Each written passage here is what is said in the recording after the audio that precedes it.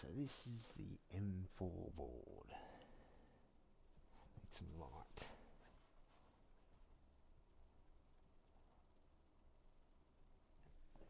It's got USB, it's got Wi-Fi on the other side, ESP32, it's got an SD card,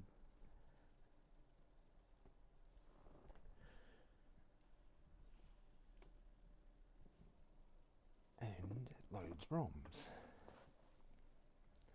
as well as gives you access to files on the SD card. So if we move that and go to the address that it sets up, it serves a web page. From there you can access all the files, you can upload new files. That's the root of the SD card down here.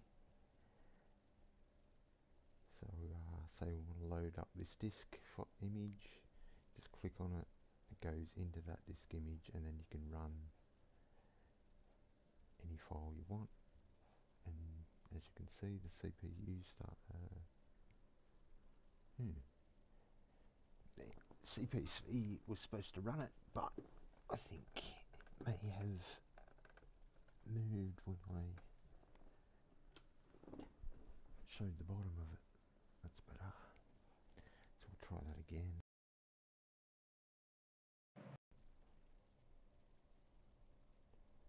It loads up pretty much instantly. You can load ROMs. I've got it's like a file browser, a few games and debugger. You can just upload them into the slots with the upload.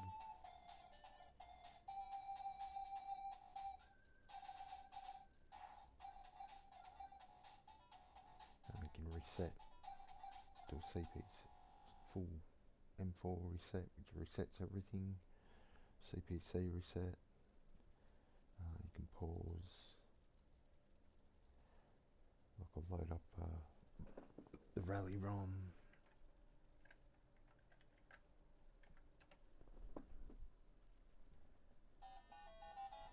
Instant loading. So we should be able to pause that. There we go. Hack menu should come up.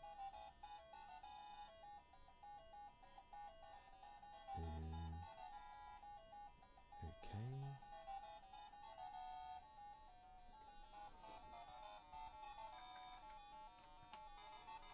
Didn't like that game. Interesting.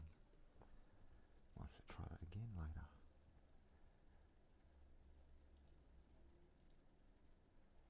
Yeah, there's full settings here. You can change time zone and whatnot for the Wi-Fi settings. Yeah, so you can. I think it's net stat. Ooh, what are you?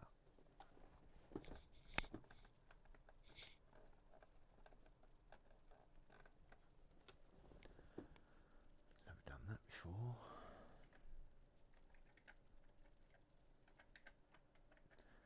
Oh no, it's dropped everything. Oh no, it hasn't. Still there. Yeah, so I'll just usually load games straight from here. Old stuff from the Easy Face still doesn't work.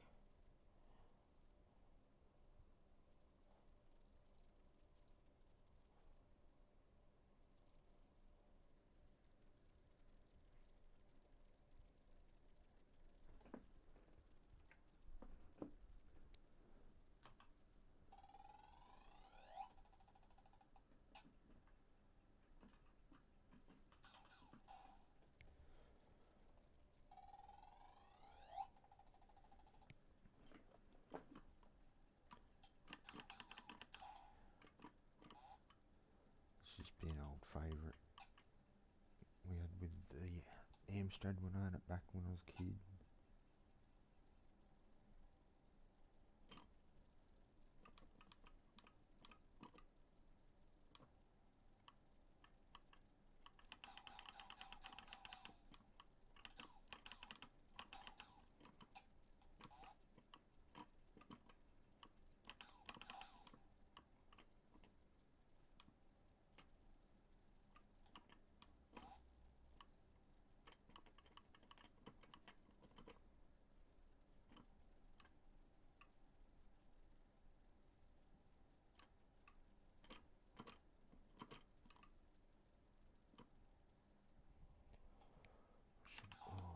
I should change his screen.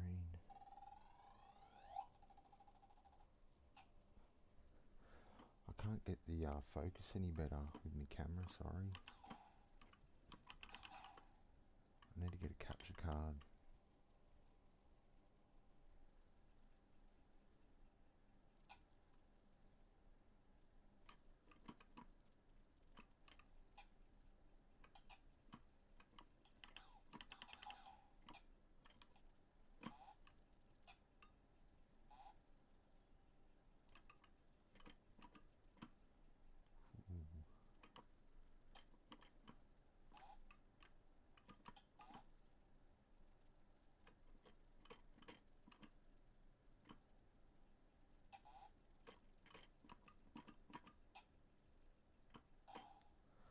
No way. Jason, how's it going, bro?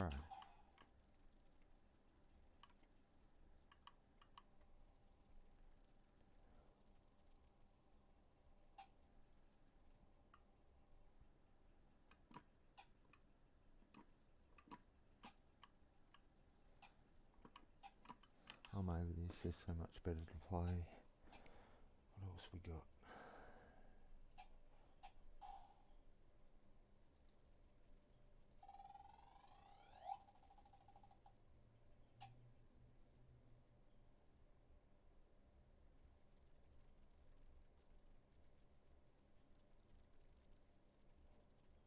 Not much in here by the look of it.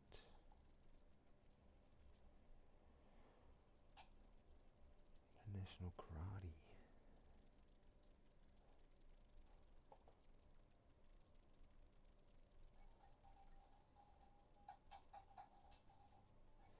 Damn.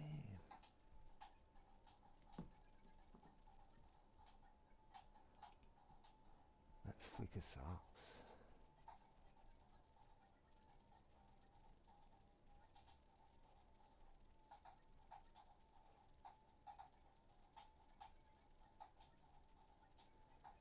Change the exposure, it gets worse.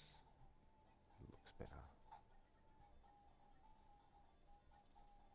Too bright, way too. It's about the happy medium, but it just doesn't want to cooperate.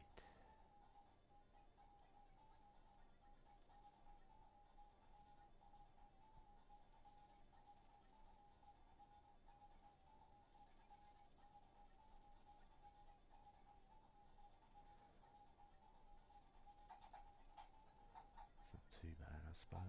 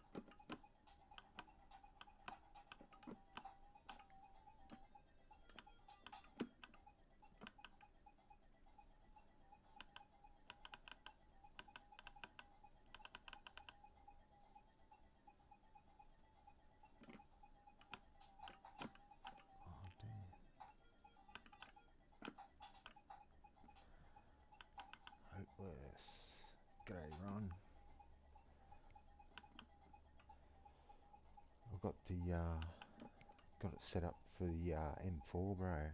Check this out. This is the web page for it. Let's close that. Yeah, this is the interface that the ESP puts out. You can view all the files on the SD card, and you can run stuff straight from it, so you can run, boom, it loads up.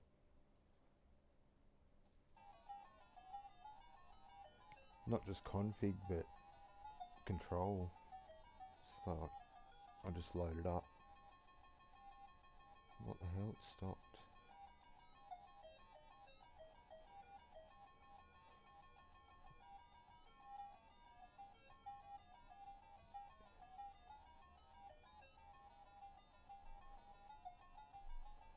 Yeah, like I just loaded that game up. Load Daily Thompson's up. Run. Boom. Instant loading.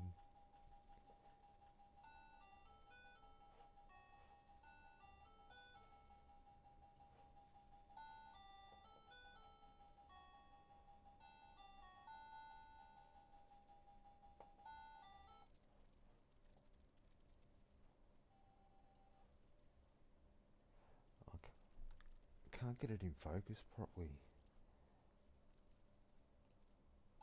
I don't know what. It's got autofocus back on. Stupid bloody thing.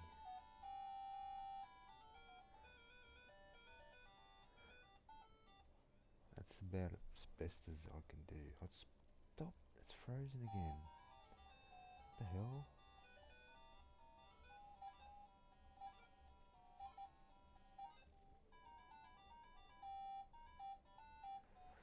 Yeah, exactly. Oh, there we go. It's gone.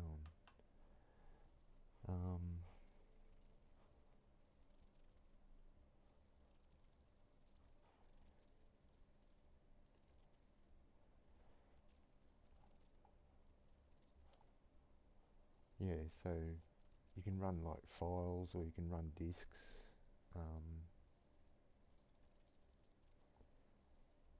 Like if you want to go into a disk, you just click into it and it comes up with the files. You can just run it.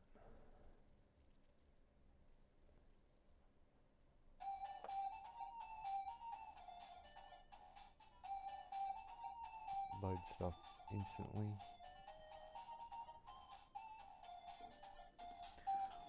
You can reset it. And full reset. Do a full reset. Got ROMs set up. You can see the ROMs are loaded.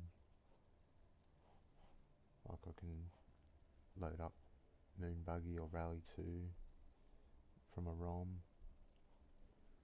So I can just go Rally 2.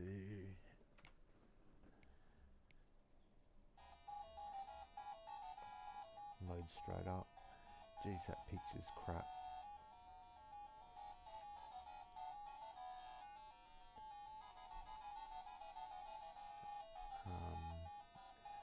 Full settings for your Wi-Fi.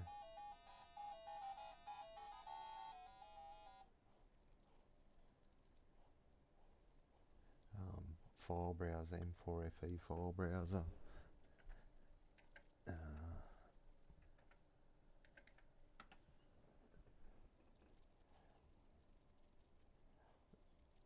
really got to do something with that picture. That's horrible.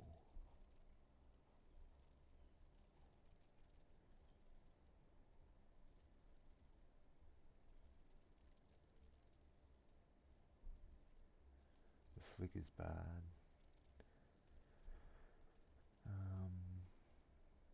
It's gone back to automatic.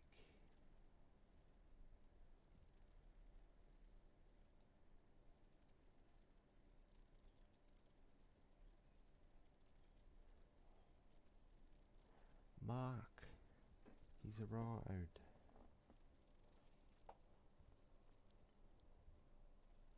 I don't know why that keeps going back to automatic. It's driving me nuts.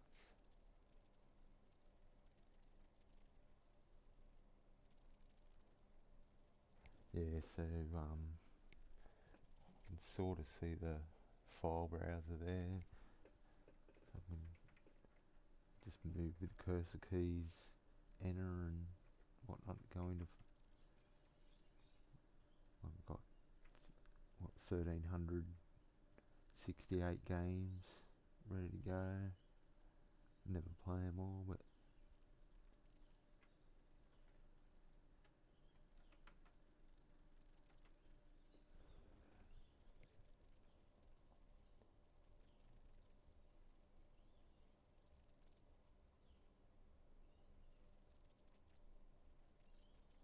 can't you hear me, Mark? Turn your hearing aid up, bro. I can't see it. I'll need to turn them settings back up. Hang on.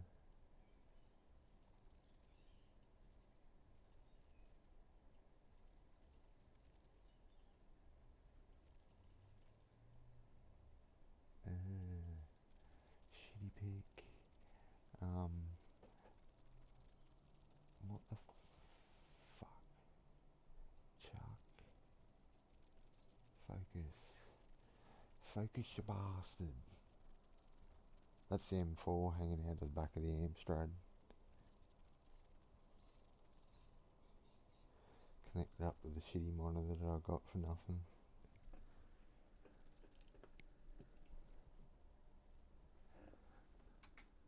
Do I want infinite energy? Yes. Do I want infinite lives? Yes. Start on level 1.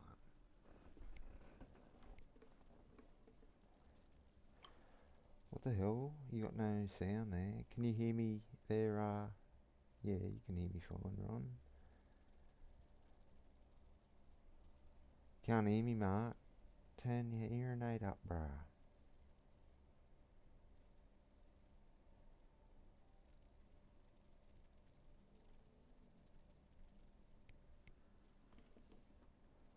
You could probably hear me breathing, Captain. I listened to one of me streams the other night. I'm like, holy shit.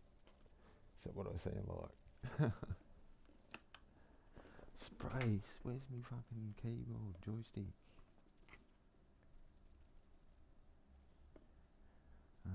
Enter to play, change controls. Okay. I don't want keyboard.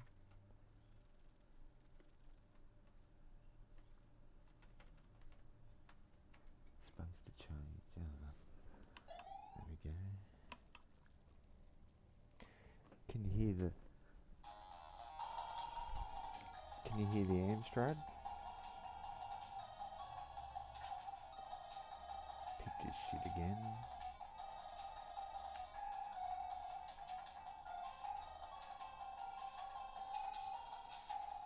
A bit off center this one. Holy crap, this is bad.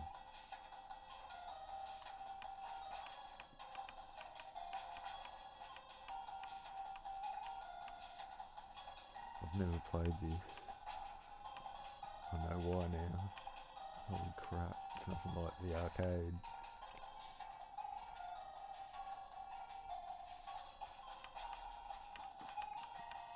Crap.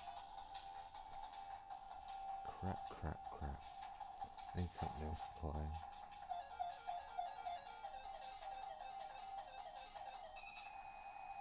Oh, I crashed it. It's because I'm just browsing files. Does that sometimes.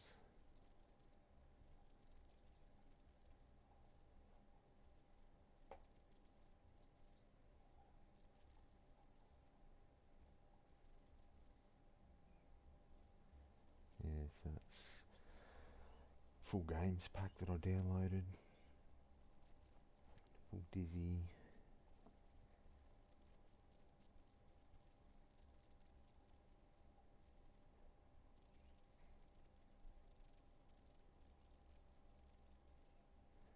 Ghosts and Goblins. Runs pretty good on this LCD for a crappy game.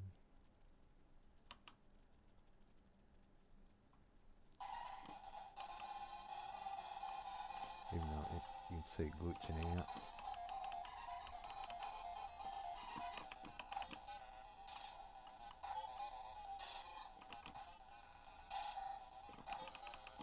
It's playable. You can't, it's LCD monitors wig out, they go black.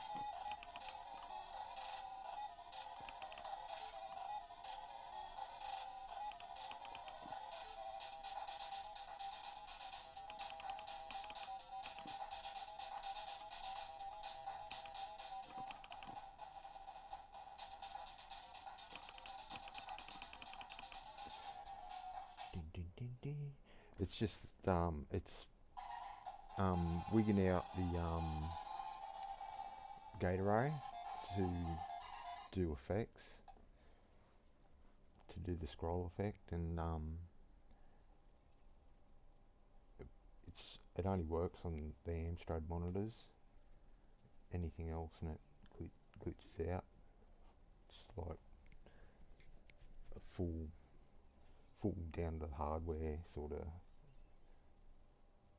hardware quirks.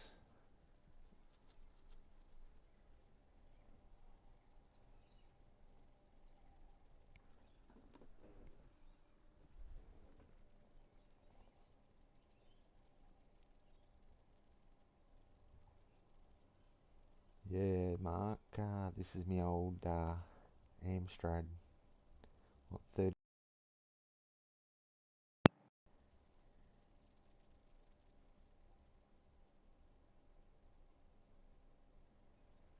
Had one as a kid.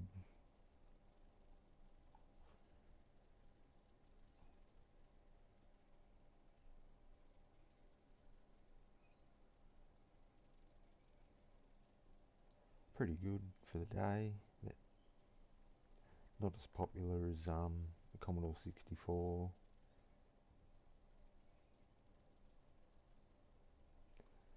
Crackled hard, he said.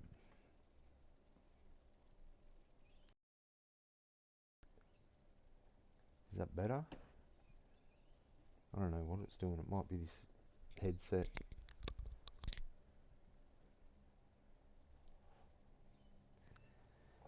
Yeah, well, I had one of these instead, Mark. I used a few 64s as well. My cousins had them. My stepbrother had them. Commando. Oh, look, eh?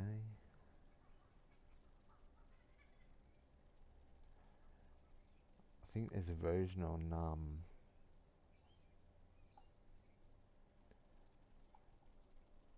the forums that has better scrolling. Commando Combat School. I think it was Combat School.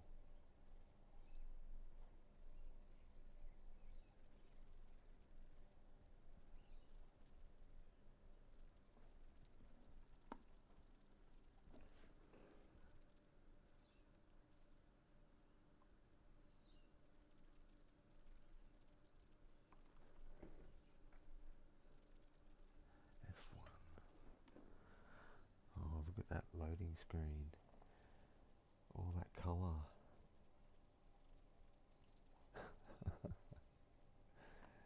That's it, Mark. I'm smoking leaf until tomorrow.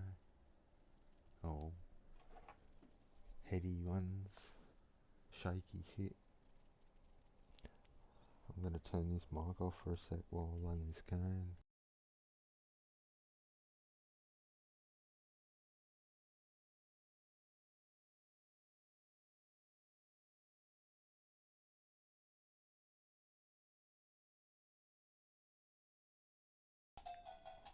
Ah, that's better.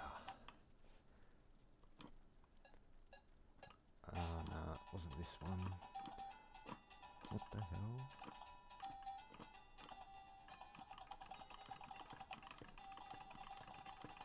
Okay. Gotta go round in circles on the joystick. What the hell? Oh, smashed him.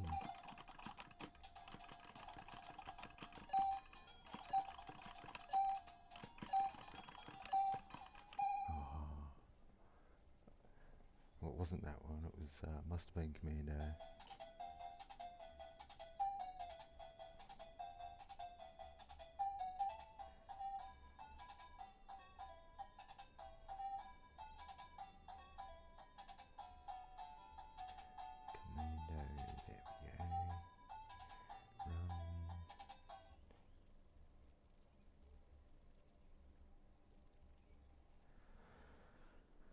Oh, needs 128k of memory. Boo.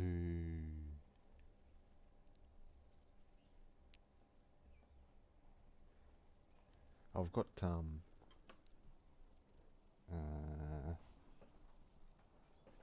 this joystick that I made up. That's why it sounds loud, because it's a bit boxy.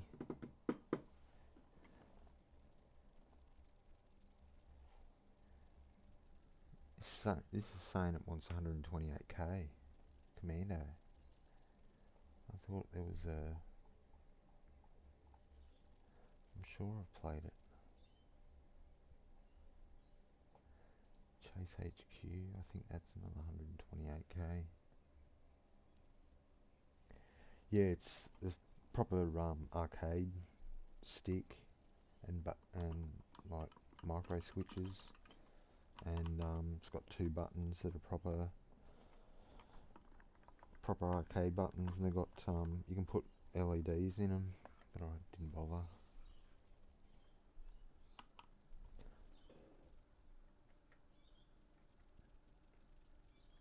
One hits. Oops, it's straight level 2. Most of these games got cheats built in, pokes.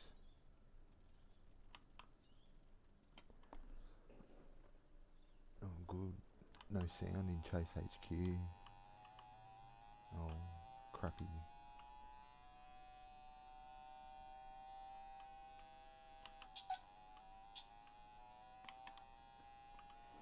Oh, I need to press spacebar. Turbos. Do it in my toe. This game sucks.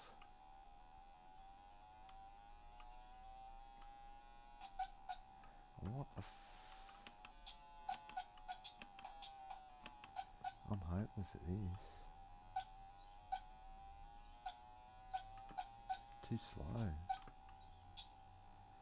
Way too slow.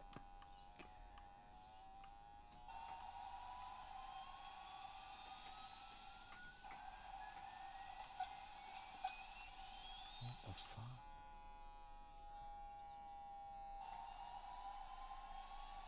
Yeah, it's this Chase HQ, which is an arcade game. It had cool music and shit though. This is a very bad port, but it's said to be one of the best games on the Amstrad.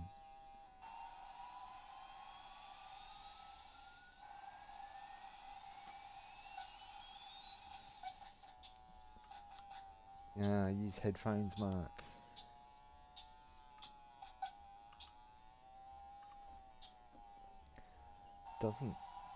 It's not peaking like it was the other day, but is that any better? Turn your hearing aid up, bro.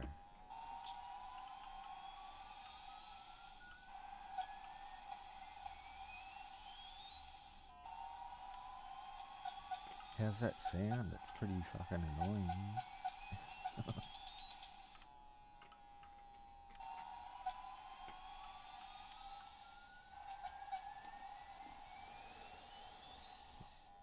Can everybody else hear me alright? Or is it just Mark having a cry? That's enough of that.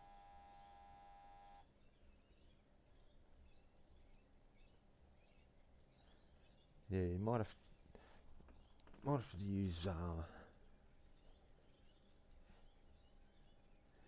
low, you say. Is that any better? Hello, hello, hello.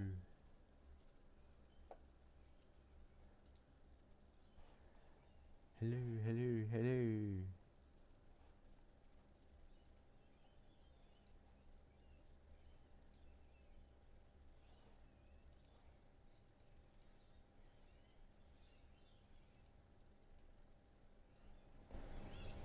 Hello, is that any better?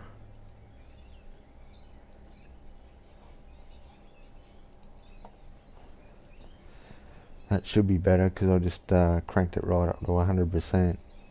Yeah, sorry, Ron. Probably blew your speakers out.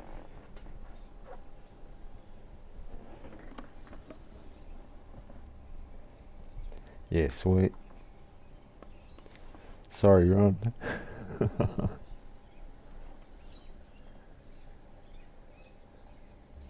Now you can probably hear everything I fucking do.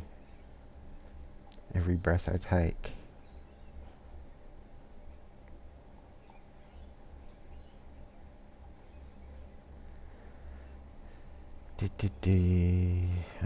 What are we gonna do? Biggles, not shit.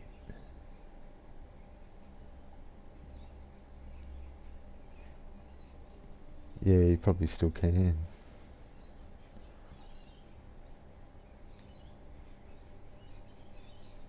Every morning and every afternoon.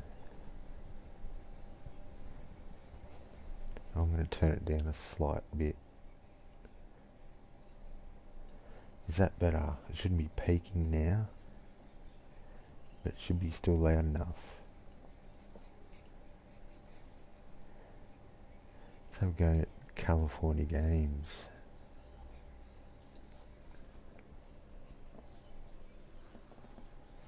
So good not having to type nothing. Just load it up. Sweet. It loads up instantly.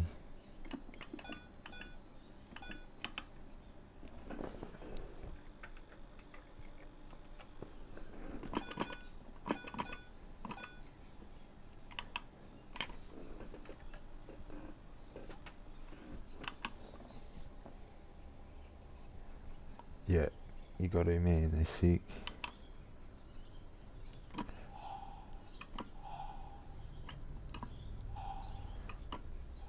How crappy is this game? Oh, dead. Yeah, M4 expansion and RAM card. And then you've got everything.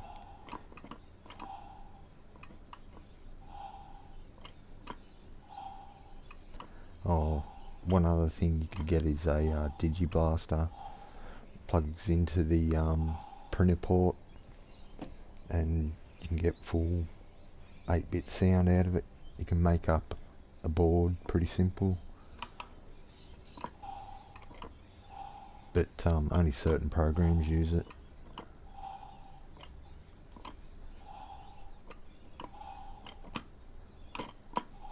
Oh, I hate this. Hate it. Game over. Foot bag be pretty shit this too. Oh, I told ya. Oh, die. Hopeless. Oh, he's got one.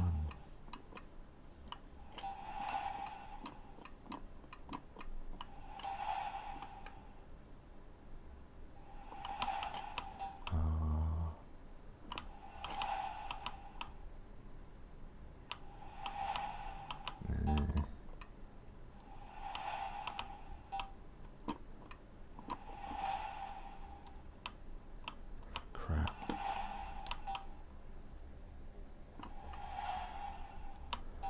Foot bag. Yeah, he does look like he's skipping rope.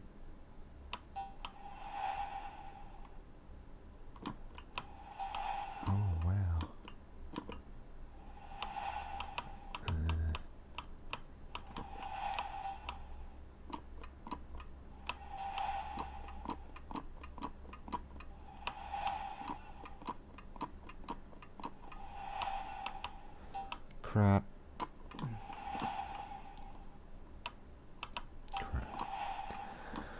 Suck. Suck. Suck as bad as Jason. Now his foot bag, he's got a little bag of rice, and you got to keep it in the air. Basically, yeah, it's like soccer. What do they call it? Where you're kicking the ball and got to keep it in the air.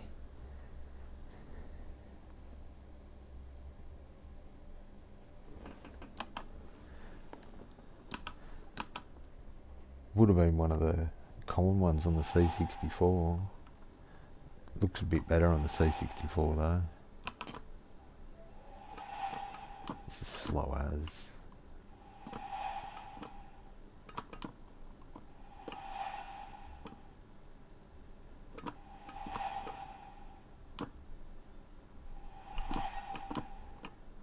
Oh, it's too slow.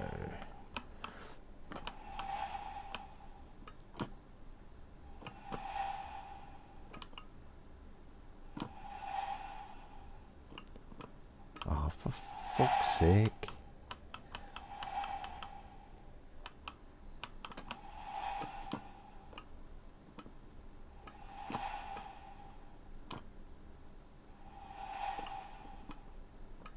Oh, he's landed one.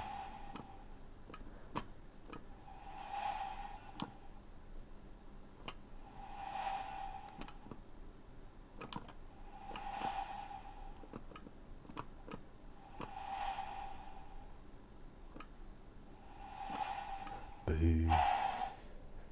You gotta land on the same angle you take off on. Skating. We're good at this one. Shit.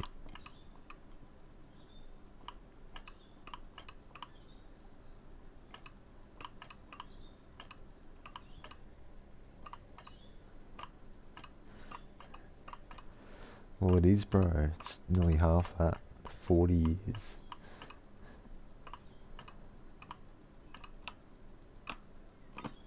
Stupid game. Doesn't even like spin or anything. Oh, there we go. Shitty spin. Ooh, look at that.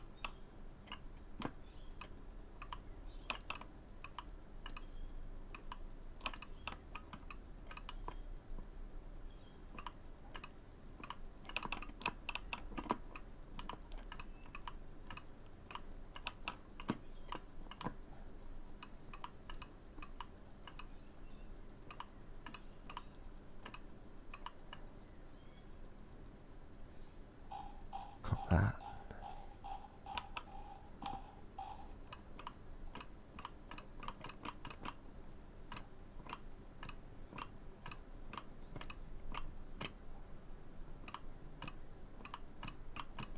Come on.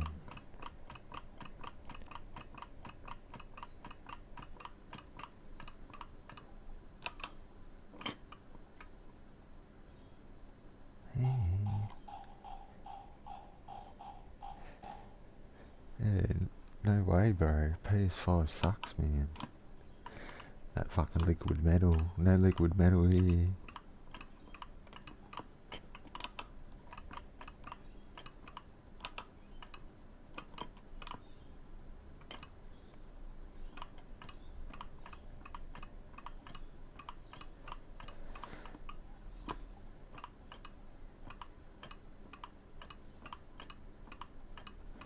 Like how they didn't discriminate back then either.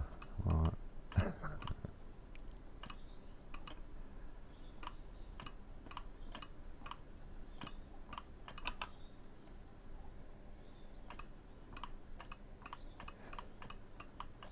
Yeah, well, I beat his both on 45.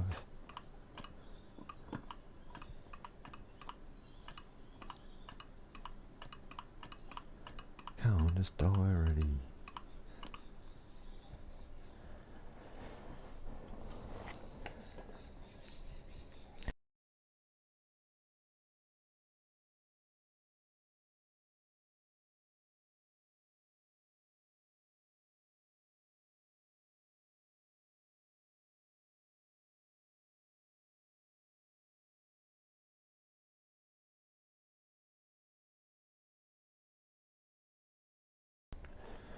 I was born in the 70s, man.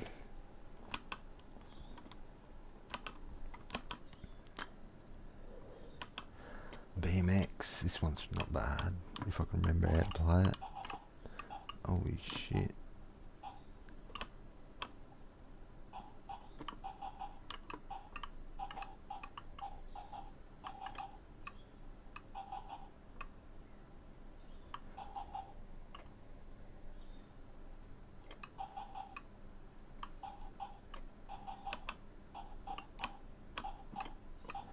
Oh, he's booked it. Outless. God damn, that's slow. Yeah, pulmonary.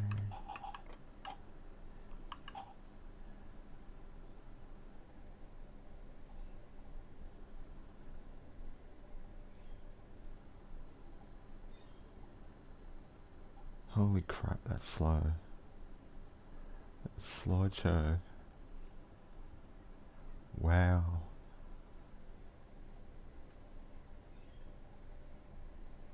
That's actual gameplay. What the hell?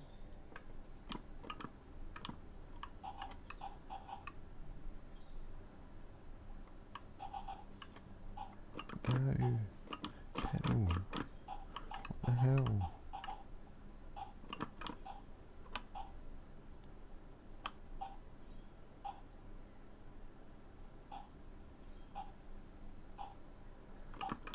What the fuck? That's slow. I can't remember it being this slow.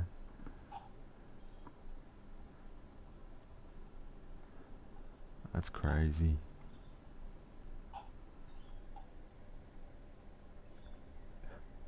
I don't think it's lagging. I think that's full speed. Yeah, it is, Marcus. Oh, here we go. It's picked up a bit.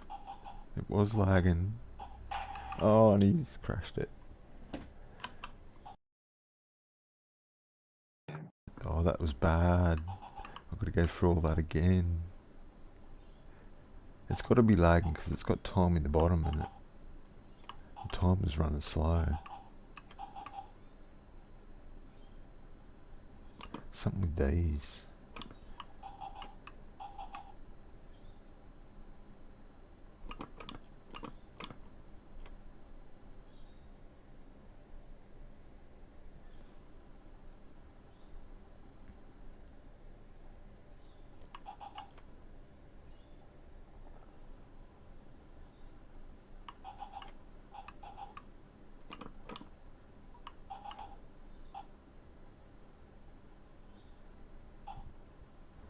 Come on today.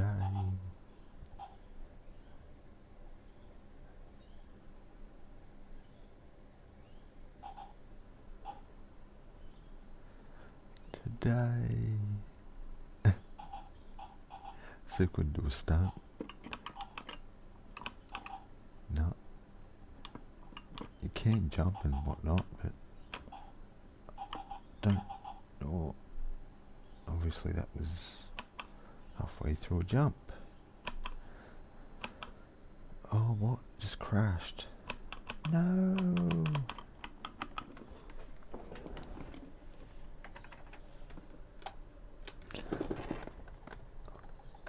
Need to prop that up.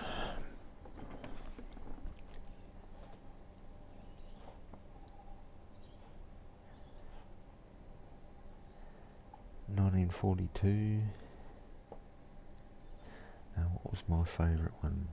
Flying Shark.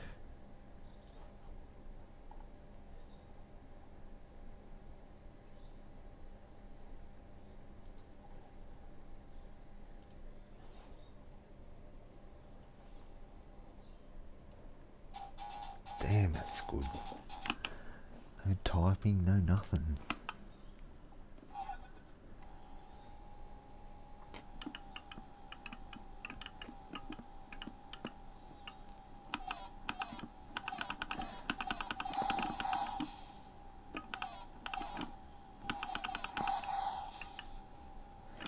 Probably hear this joystick going off a fair bit too now. That microphone up.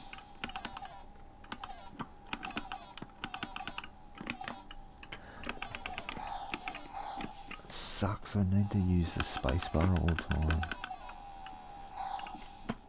Use my toe.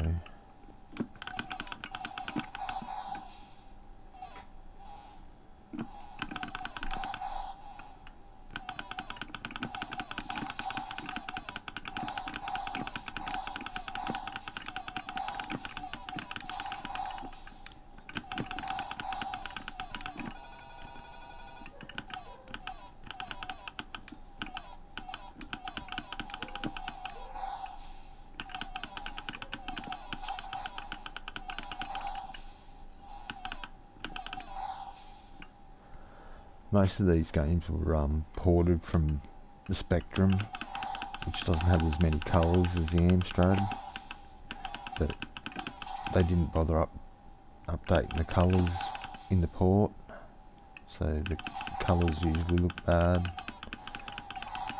But there's only maximum 16 colours on screen anyway in one of the modes. 4 and 2 in the other 2 modes.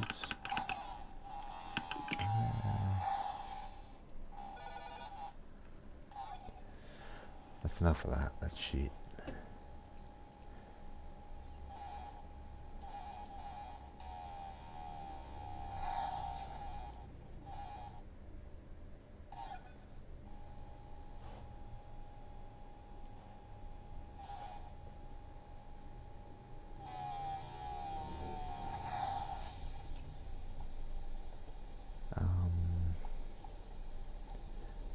Load of music demo while I have a ciggy.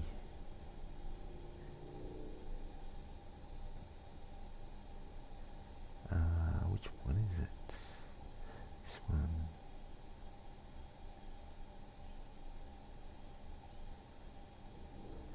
Run disc.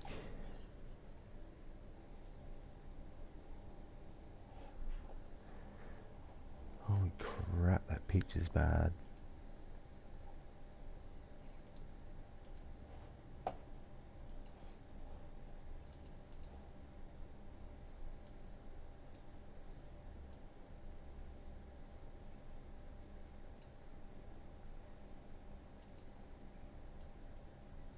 It's better, but you can't see nothing. It's all blurry still.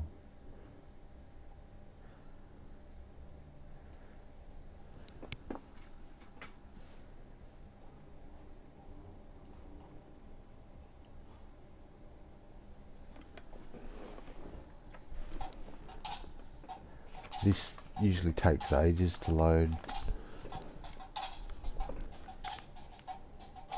It loads instantly. These dudes on screen move with music, the channels.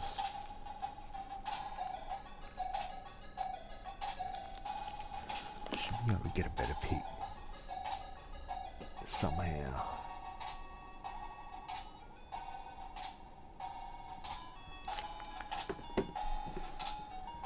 Sucks. Got to get a capture card.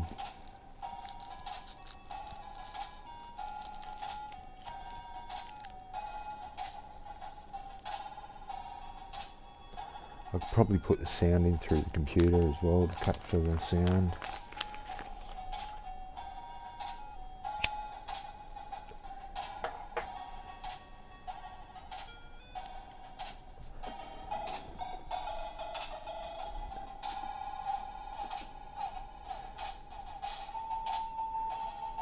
Oh, I can't do it now, Mark. I've got to find my cables and make sure I've got the right settings. You should be able to hearing the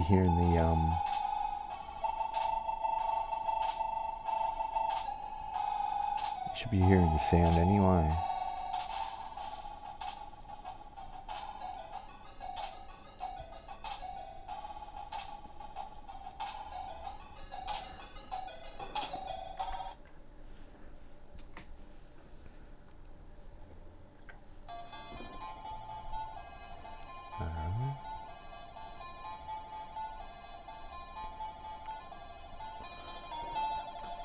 shit. Alice. How about some Axel Foley?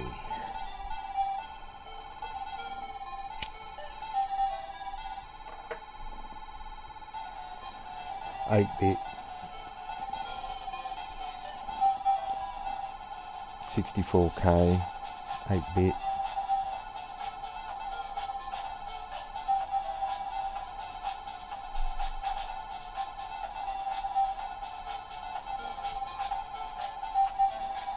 I wish, Mark.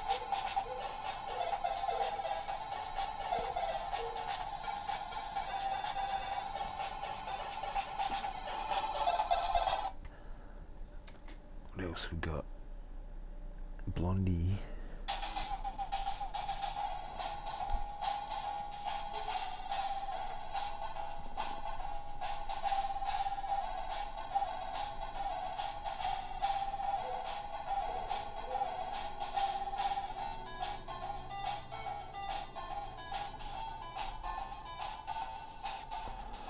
Oh, we got Supercars races about to start. Oh, it's not Supercars, it's Super 2.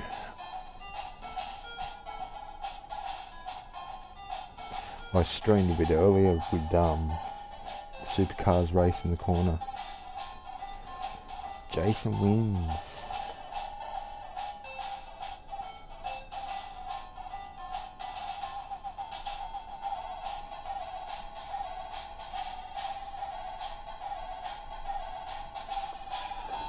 What else we got? There's some David Bowie. Some of Jason's favourite, Pet Shop Boys.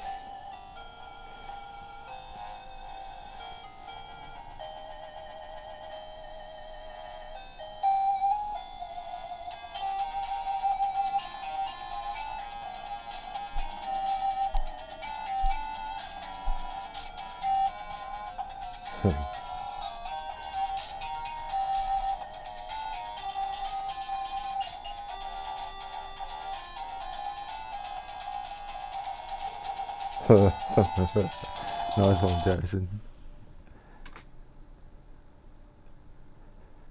What else we got here?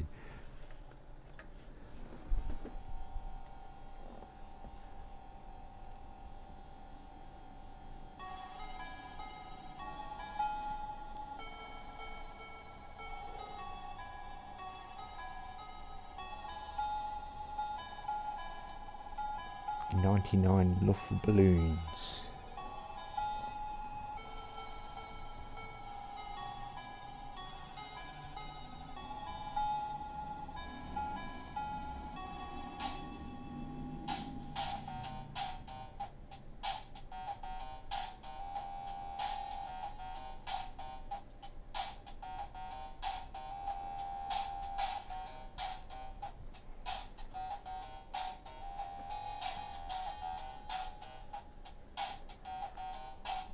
Sure you did, Mark.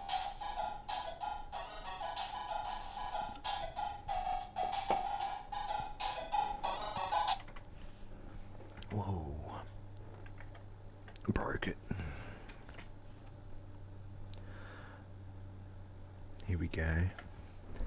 Something a bit different. Craft work.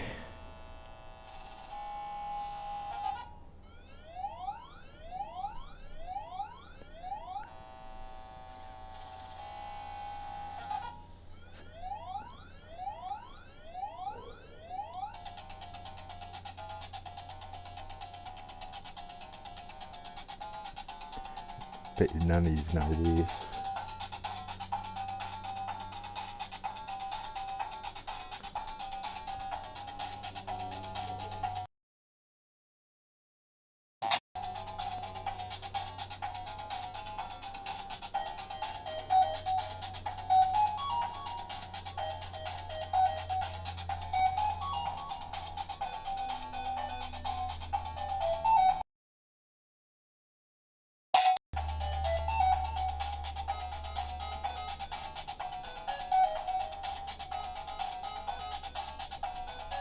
We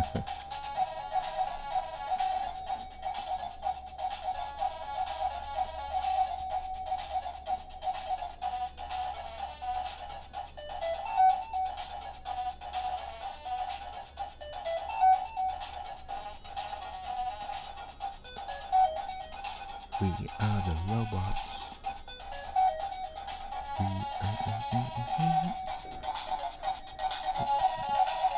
Enough of that one. What else we got?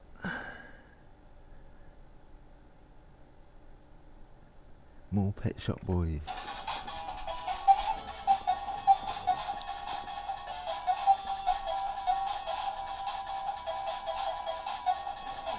That last one, Marcus, was We Are the Robots. Craftwork.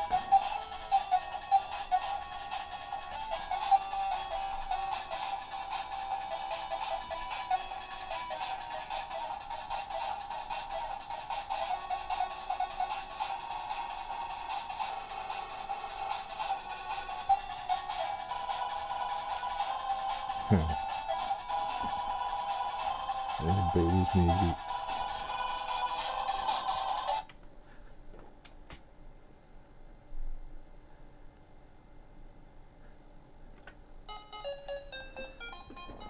I don't really know this one myself. Got none of that shit, Mark, I wish. Yeah, got none of that shit.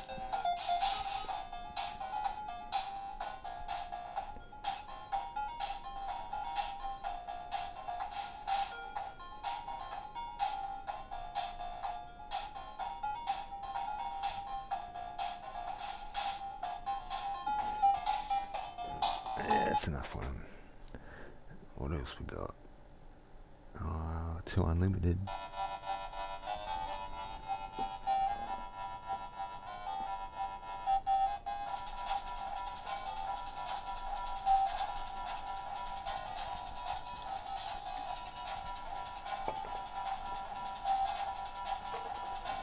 I need another smoke.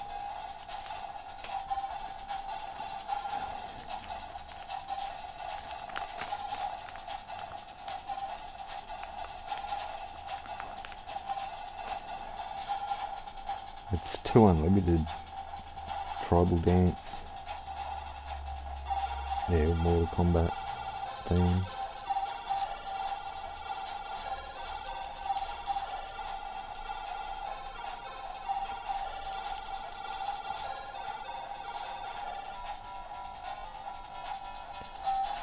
Fatality.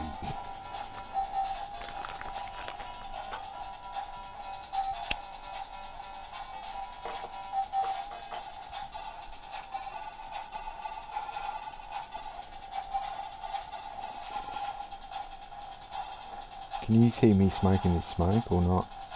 I hope not.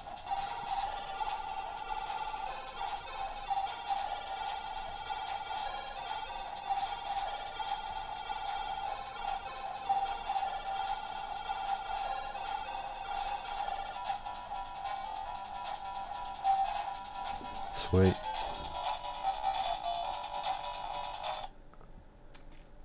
What else we got here? Crap. Had away some shit. Yeah, well, I'm turning the mic off for that, Mark.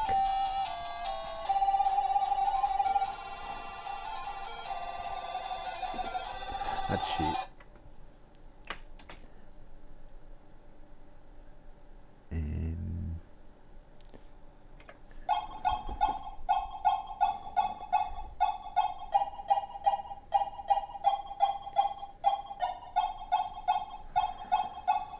Bongs while wearing thongs.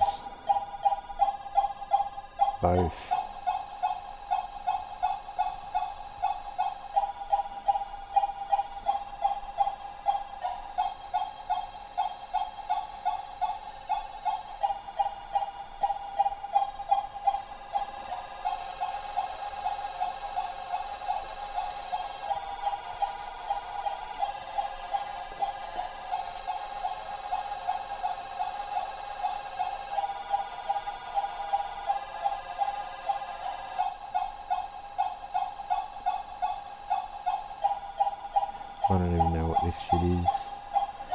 find something else to put on.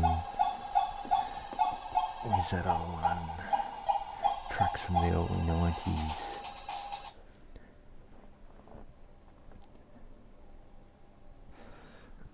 Press space.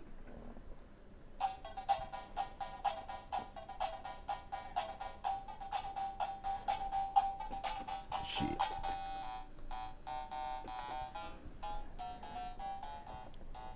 Oh, look at that flicker. Good old CRT flicker.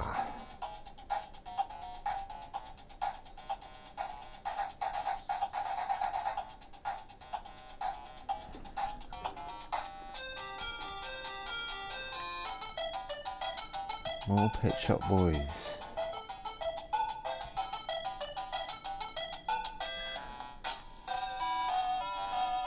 There's one for his someone, let it be.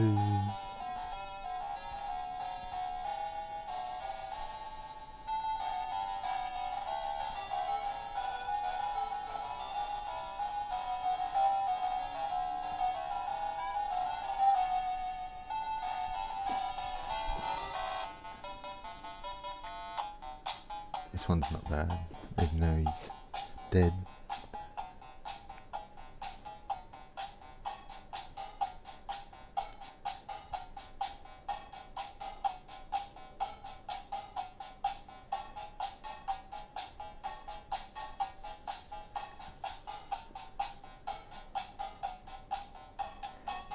It says that on the screen, Jason.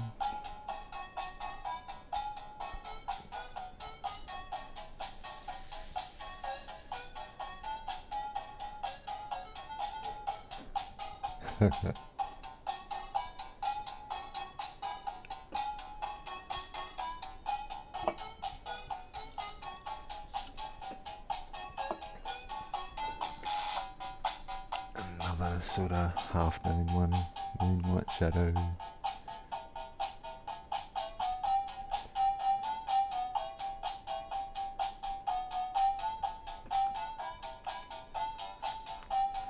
I'm gonna have a... Oh.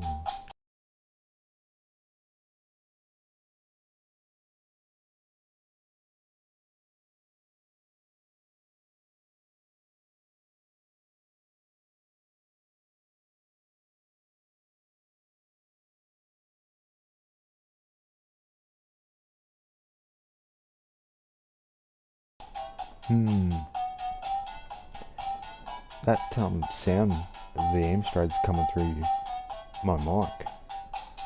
I forgot all about that. What else is on here? That's pretty shit. That's pretty shit.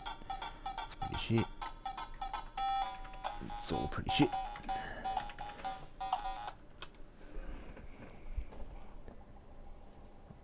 Reset.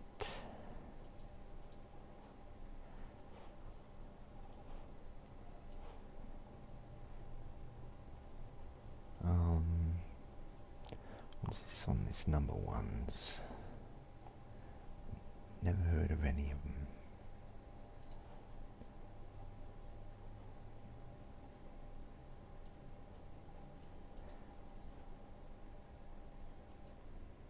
I think this is a demo.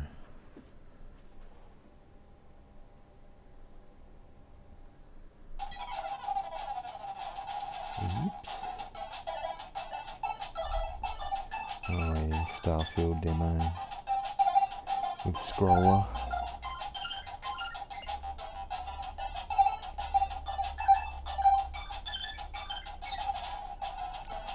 What the hell?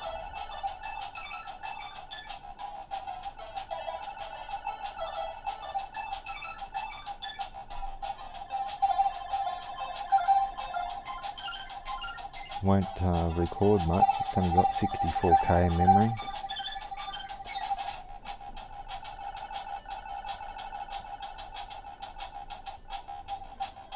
This is all just generated by the sound chip.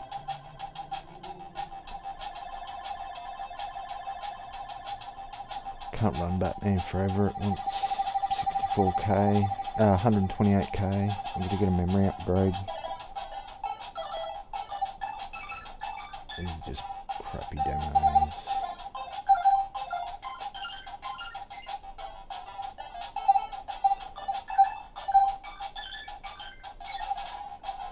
I'll try Wolfenstrad. See if Wolfenstein wants to run.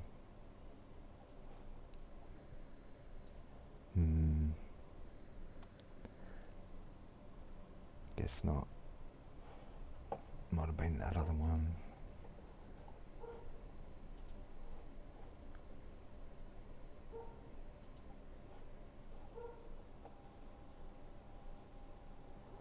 Oh, here we go. That looks a bit odd, though. I did have it run the other day. Just got to find the right version.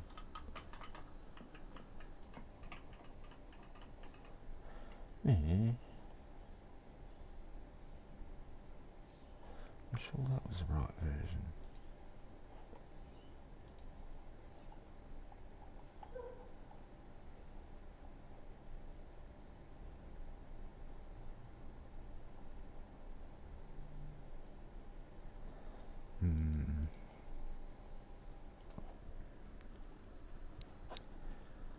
Some Wickley Mans.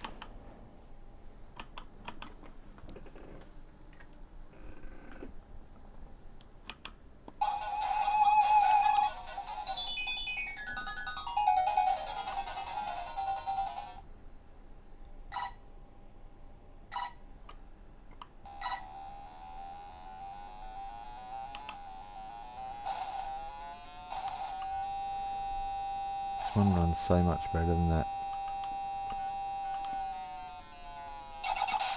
Oh, bullshit. Oh, bull. Get the fuck out of here. Runs so much better than an Outrun.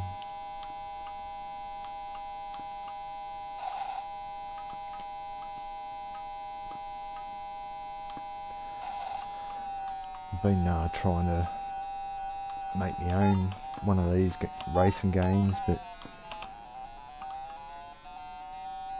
it's not easy.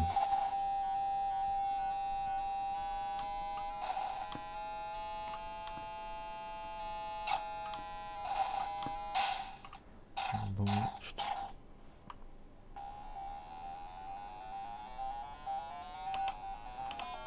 Yeah, I've got a few F1 games on here. Oh, he launched him again. This was an arcade game. One of the first arcade simulators. You'd sit in it and the whole thing would rotate as you turn. It's pretty cool.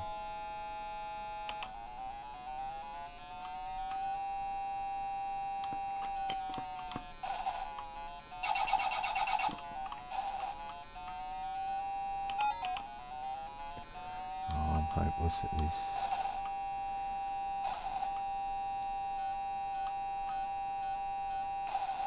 That sound just pierces right through you.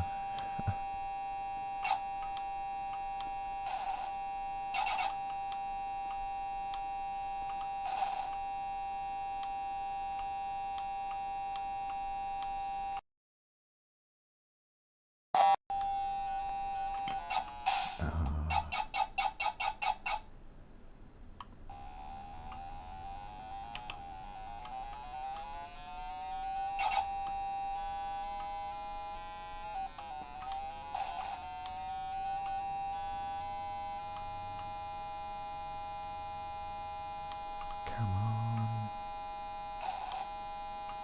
Not gonna make it.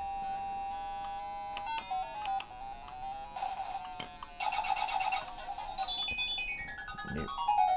Nope. Yes.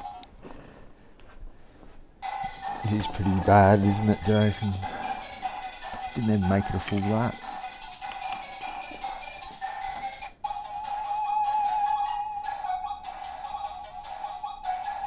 Go back and reset.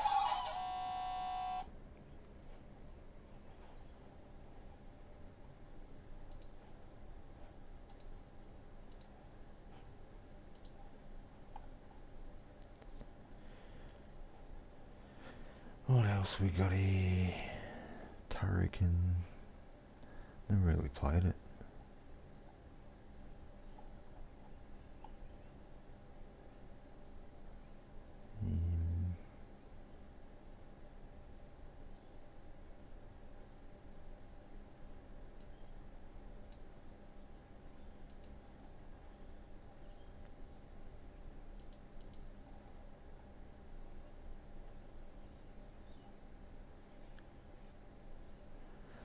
Yeah, the flickering colours, flickering green. And that sound, it just pierces straight through you. Carniv's not bad, it's bloody hard though.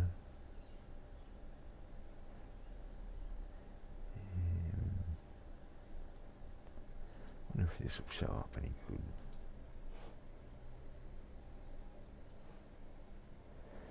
It's got a semi 3D game here. Oh, maybe not. Didn't like that. Try again. There we go.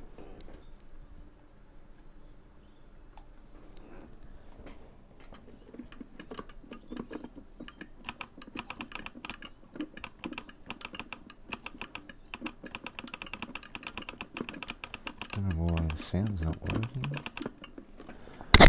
Oh, sorry, I just bumped that microphone.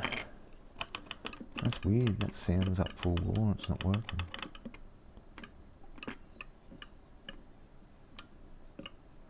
What the hell?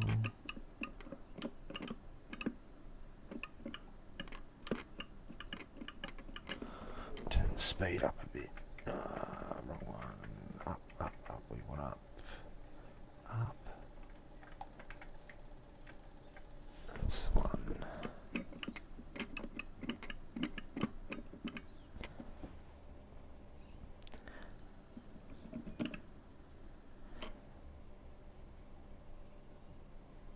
Come on. This is a weird game. You go around shooting ships and then picking up letters which you have to unscramble to make up a word of cargo and then go to a time destination and drop the cargo off.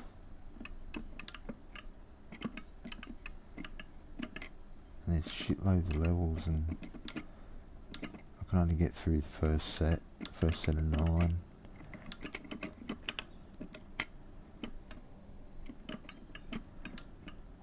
Sort of vector graphics, like one of the only games on the Amstrad that's got semi 3D. I think terminate. I think you can go 4. There we go. It gives you a tutorial in sort of vector graphic style. Shows you some of the ships and whatnot eventually.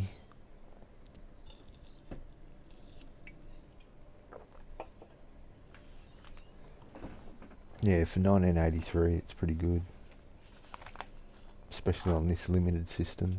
Only 64k RAM. And tape originally. I used to load this up from tape. It used to take about 10 minutes to load. With a screeching noise in the background.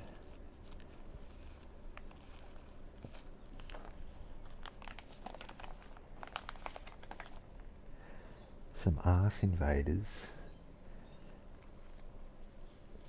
Isn't that your job, Jason?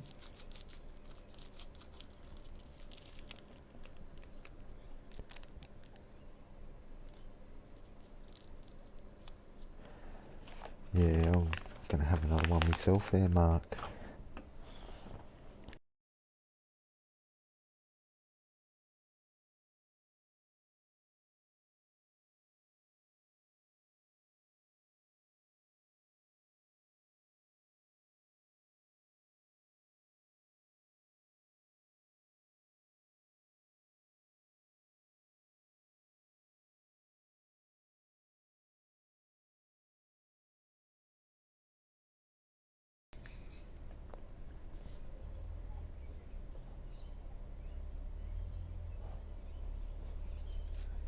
you would have been one. I was already at school.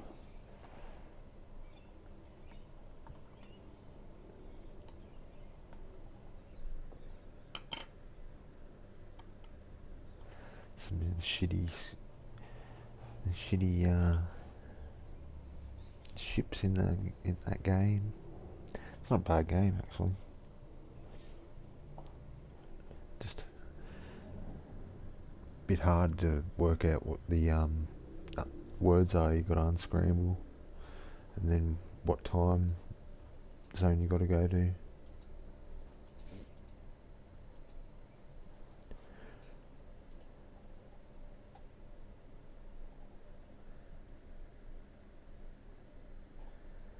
Yeah, let's load some Karnov.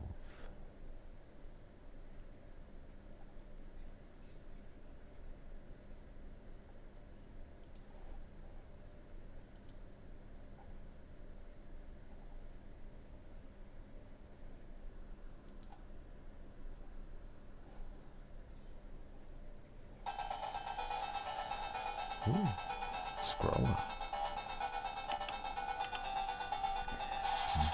Broken scroller. What the hell?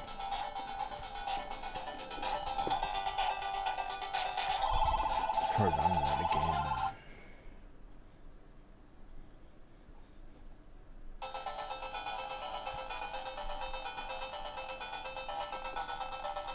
It's still broken. Weird. What the hell? What the fuck, Chuck? Try the other disc.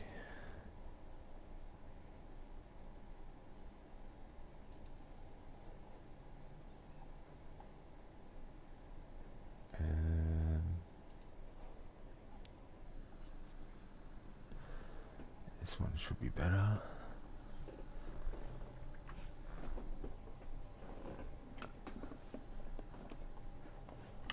This is another arcade conversion. This one's not too bad, but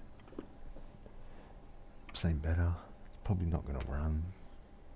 No, my luck. It's on multiple discs, and I don't think I can load them up. Multiple discs.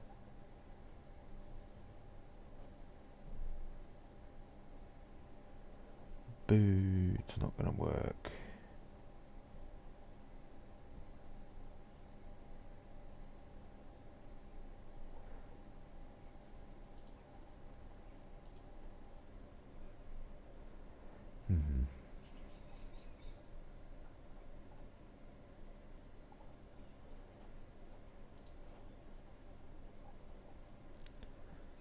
What the? Broke it.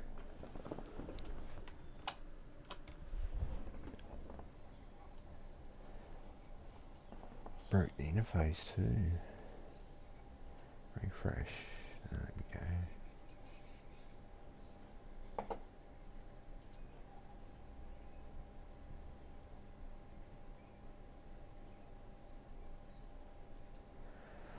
Yeah. Exactly, pretty much the same time as Commodore, just maybe a little bit before the Commodore came out. If you ever heard of a Sinclair Spectrum, this came out pretty much the same time as that.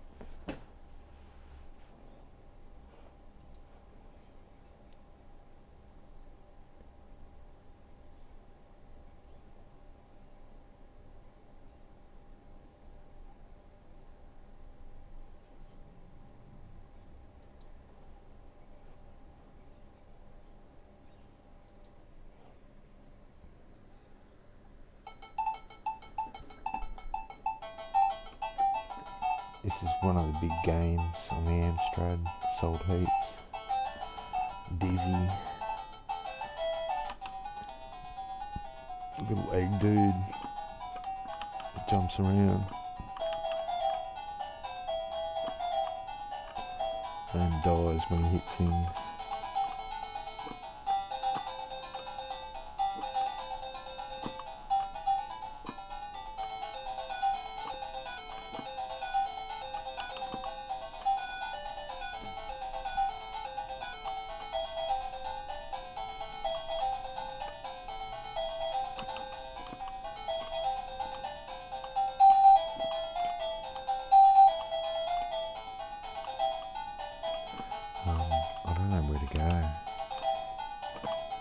Gotta find a walkthrough for it.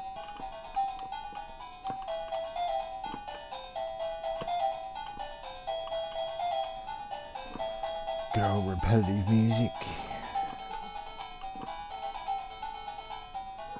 Oh, dead. That's right. Need the umbrella.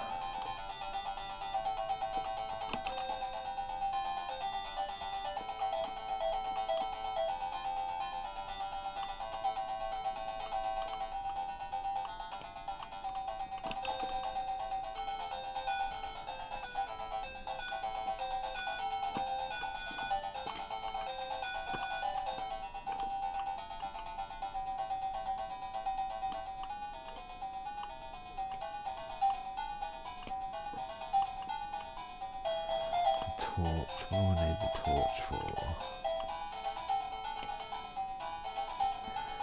This is a pain.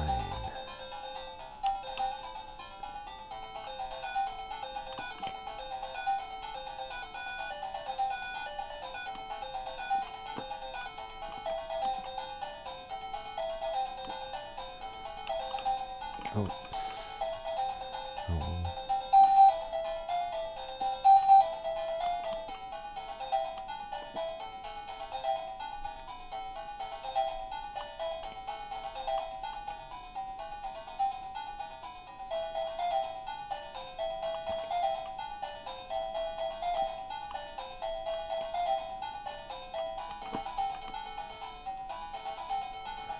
Oh, ripped.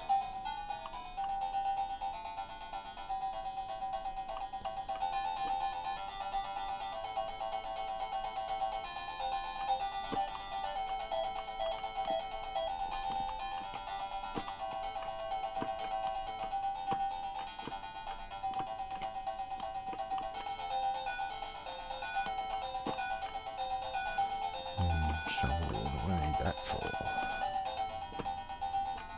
Oh.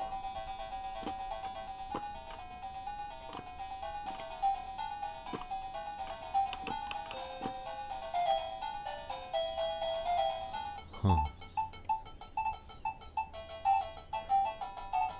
That's not playing with me balls.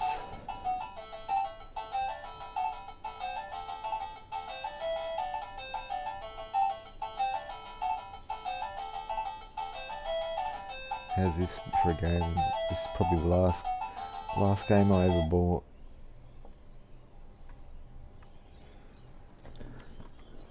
Don't need vulnerability. Transmuter.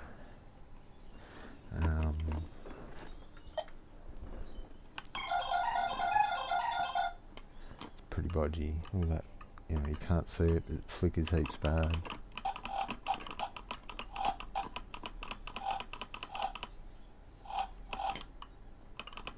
Oh, I need to press keyboard again. The camera's in the way. Oh, what? Pick up one speed and it makes it turbo. So crap.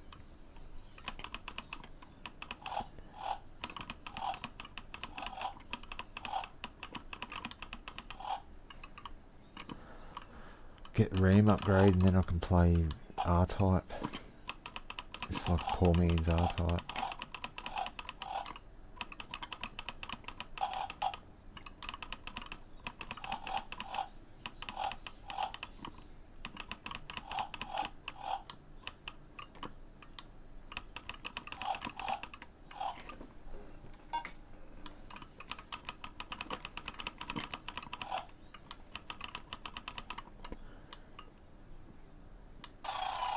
Oh, what the fuck, Chuck?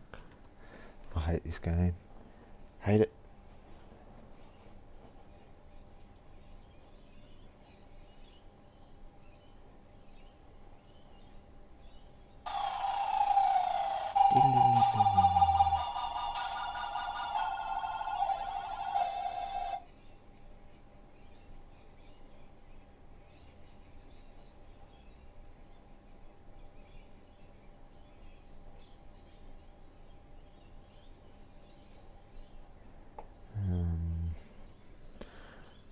this one.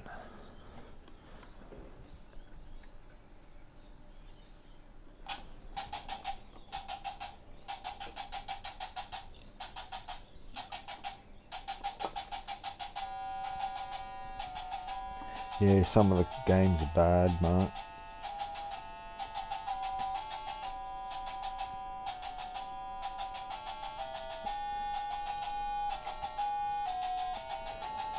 And that flicker's not the best either.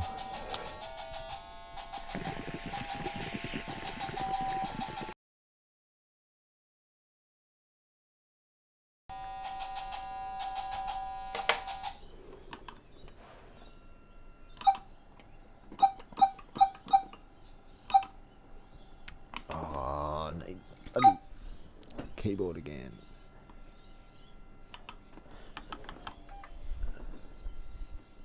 Oh, bloody hell.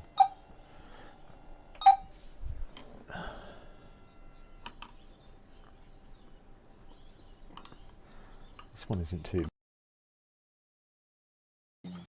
arcade version. It's pretty good actually. Colours and stuff are pretty close.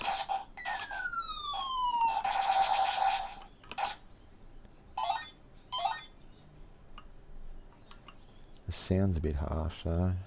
But same with all the games on this. I've got it turned up full too, so.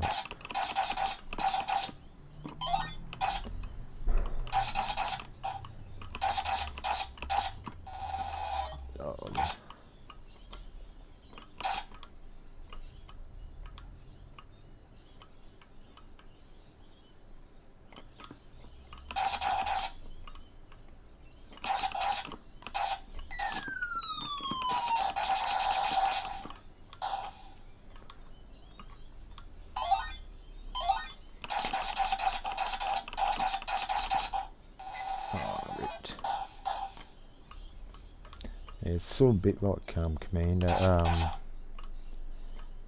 do I call it, oh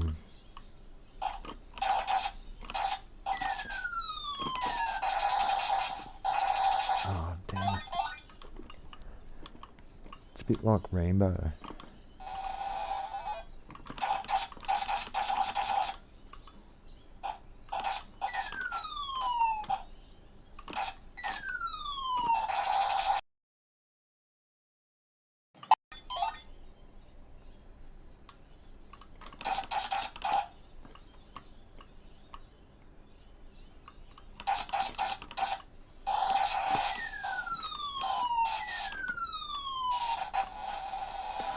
Ripped. Not again.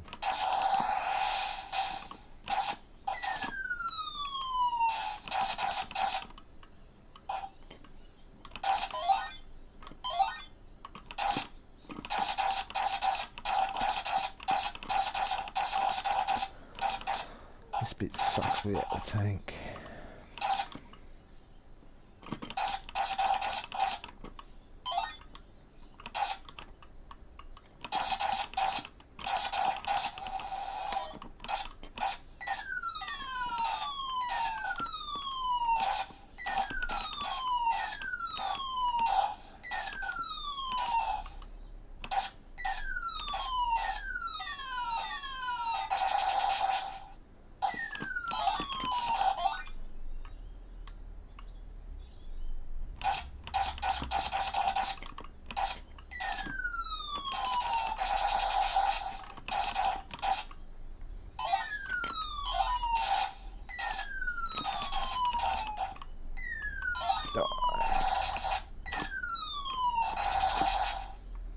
Carl, where's his tank? I need a tank.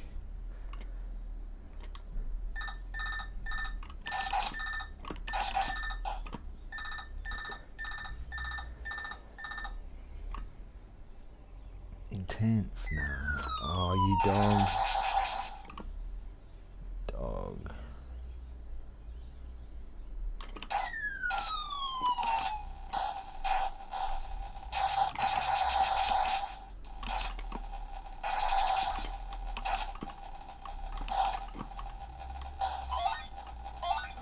I'll have to get out of this tank in a minute anyway.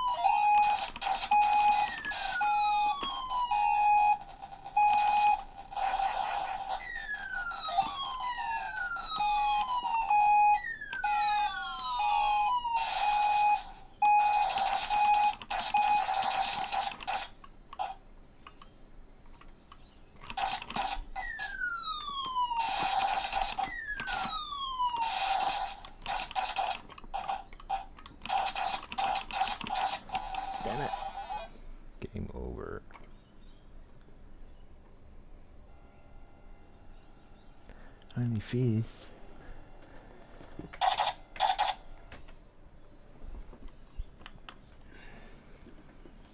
Nah, I'm not playing that again.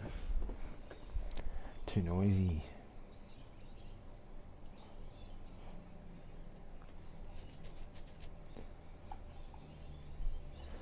I can play original R-Type. It's pretty bad though.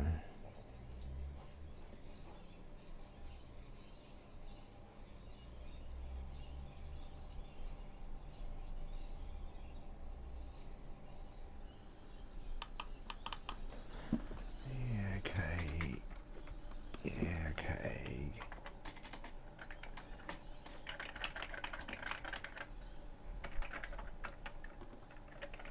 There we go.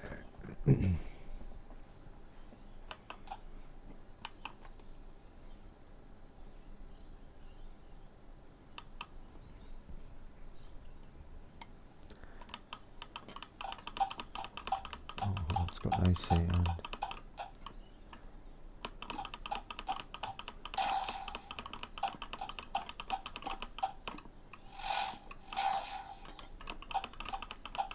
That was alright.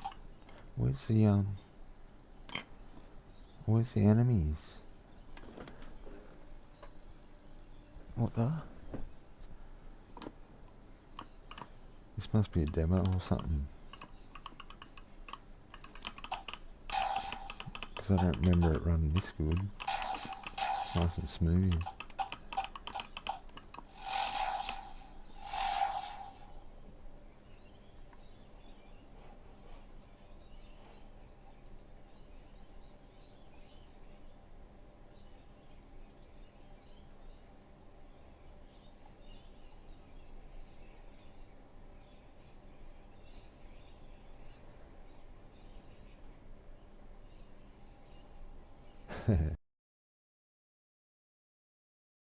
Is that?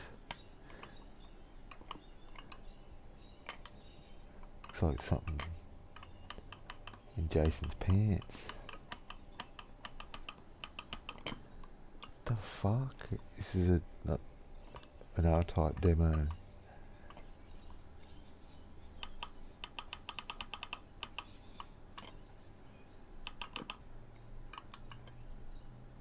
Unless this one's got something to shoot. What the hell? That ship looks weird as.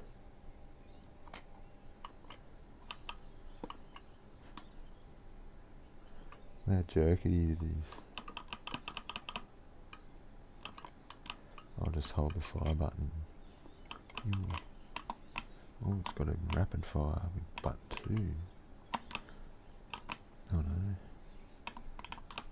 Button 2 works.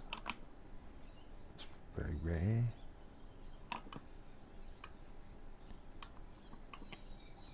How jerky. It's like almost once a second update.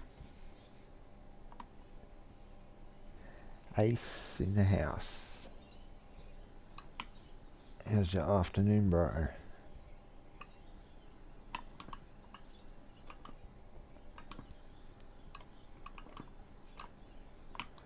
This is pretty crappy, this demo.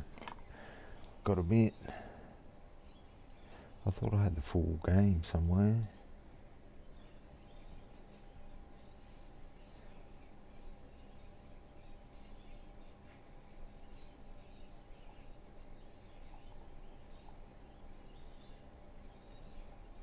Doom. What about Doom? Oh, this is about the best you can get with Doom.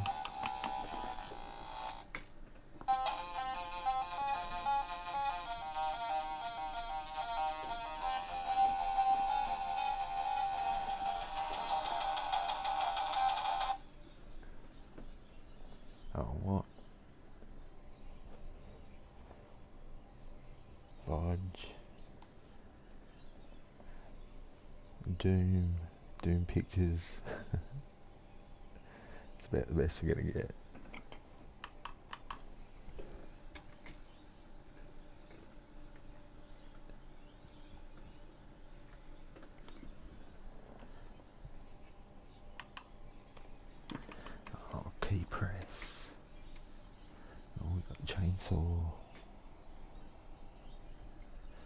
graphic bad.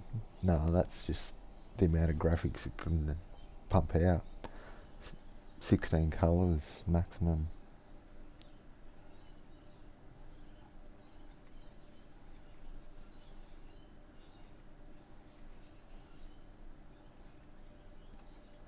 I think that's probably 4 colour mode actually.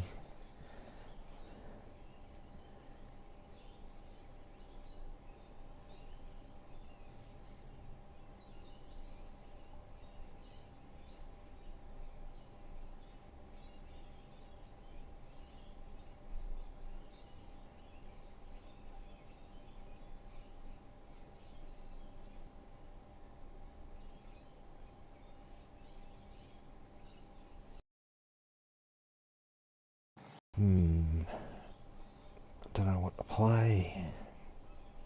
It's all crap. Ghosts and Goblins. I played that earlier.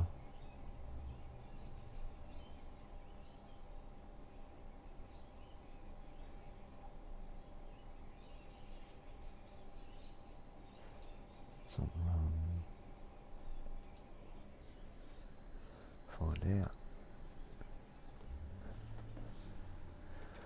A little CPC adventure in 72 pixels. Planned to be released as a 4K old school intro at revision.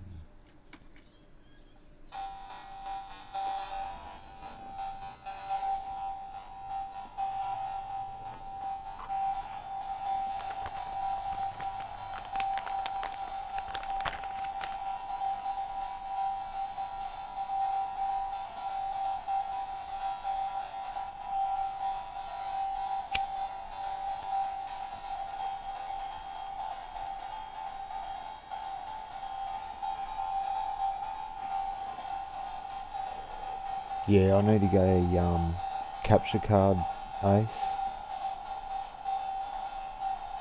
I'm just using a webcam at the moment, so it's pretty crap. I could also just fire up an emulator and use that. I do that sometimes to show stuff.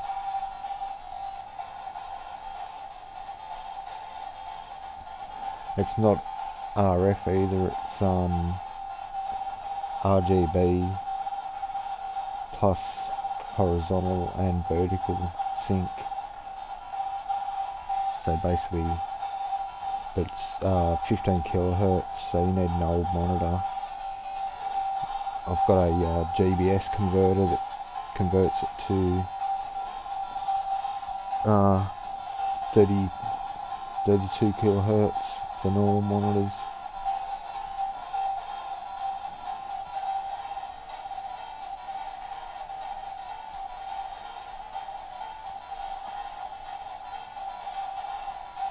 I've got to turn that music down, it's bad even with your headphones.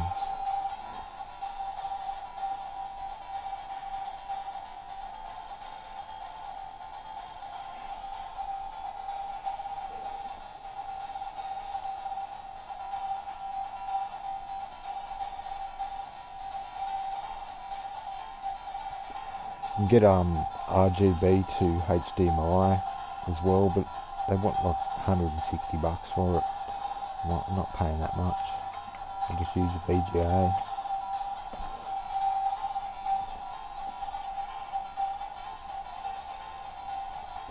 The CRT runs better for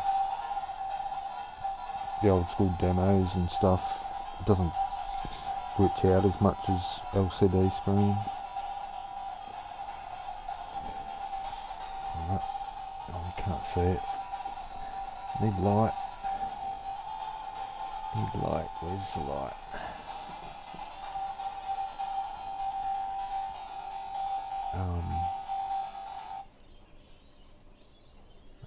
What happened? Must have finished.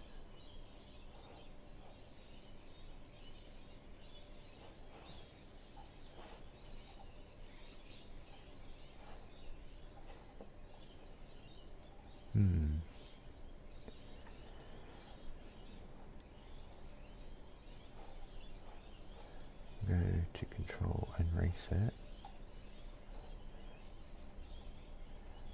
turn this up and turn this back up.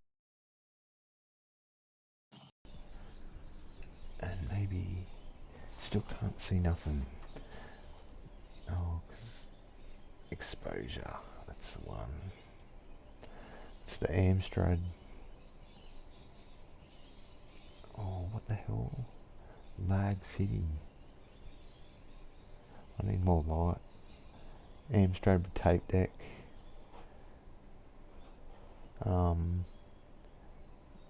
That's the M4 card with Wi-Fi and SD. I've got in that box. I've got the converter card that converts it to VGA. Then cheap VGA monitor I got the other day.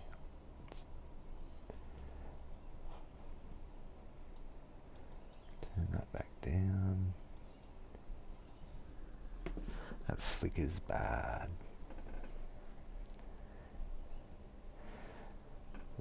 Later, Ace.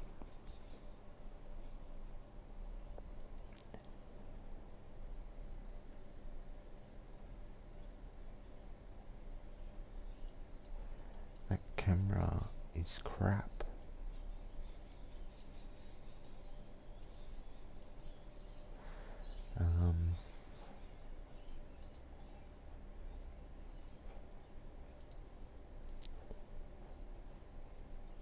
I've got to download some more demos and whatnot.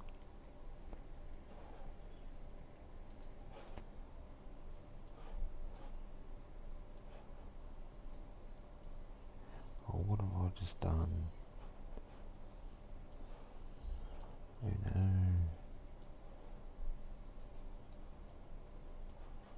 I broke me bloody Streamlabs. Oh, it should be better now.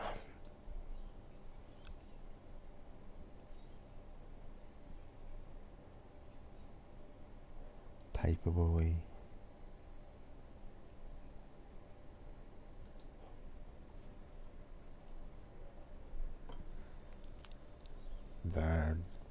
Bad version of Paperboy.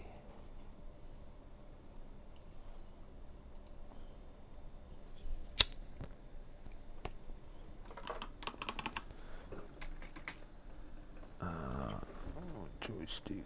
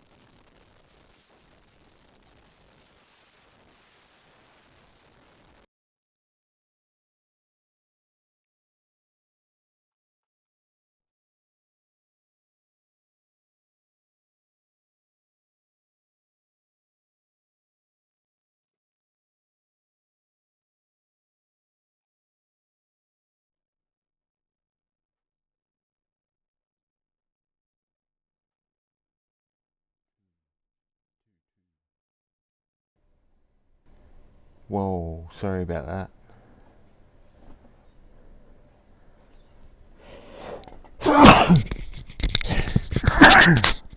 And sorry about that, I couldn't get to the mute quick enough. I don't know what happened to the sound then.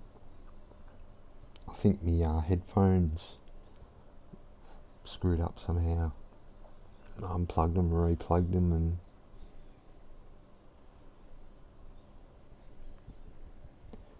damn.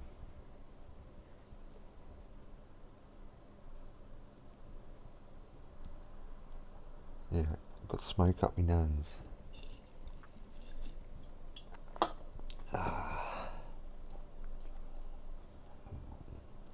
Gotta find something to play. Oh, we got on the Amstrad shit. Amstraction cover tapes. We just collect these tapes every month on a magazine. $15 a pop. Imported from Europe. Yeah, sorry, Mark.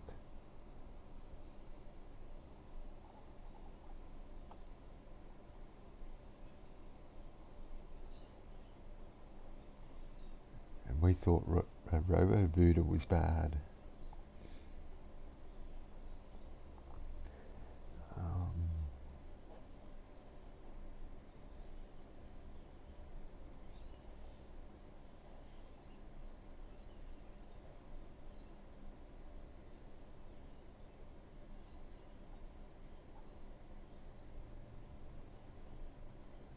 There's all the good games.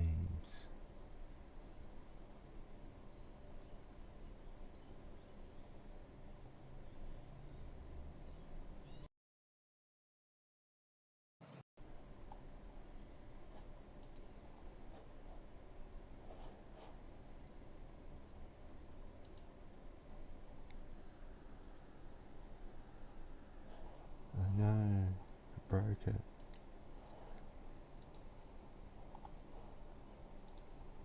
Sweet, that demo runs good. This is so good not having to type nothing.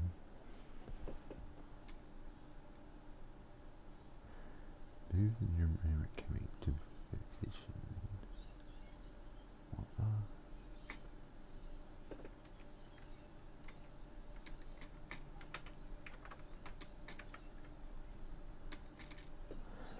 Okay.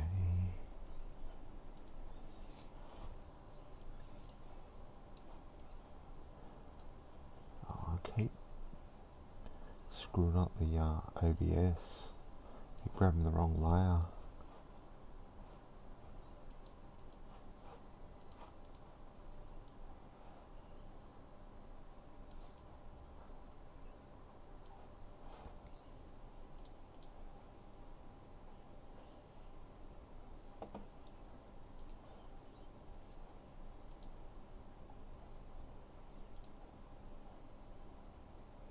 I think these are all type-ins.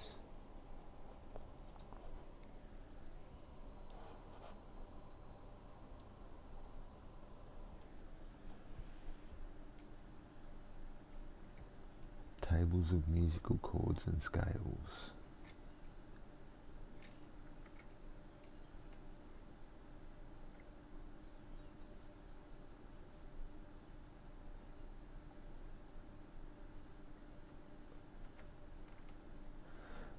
Crap. Teach you music.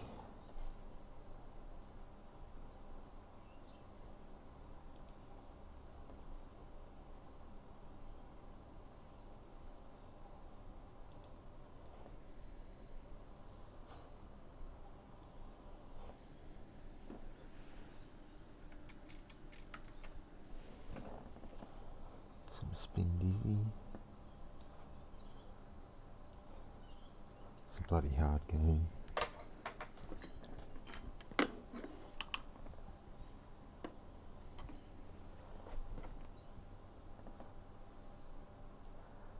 Is my voice level okay now?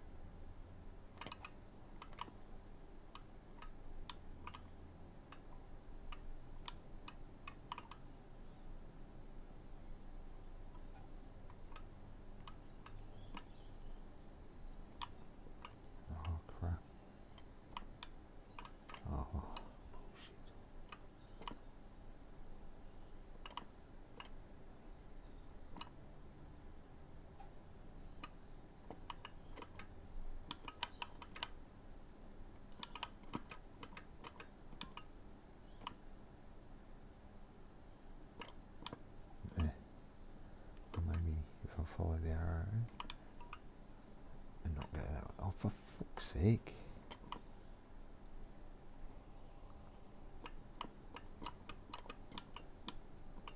Oh, I suck.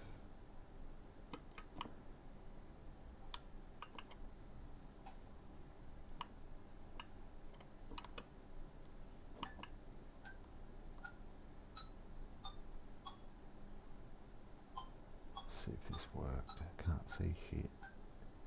No.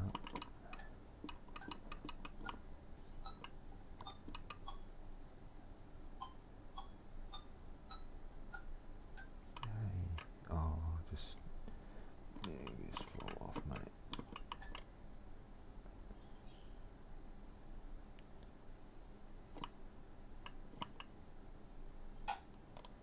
Good one. Guess you can't do that.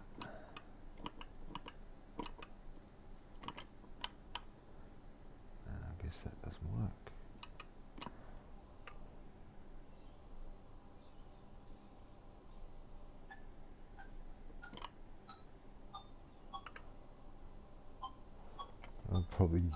Probably blew Jason's head off.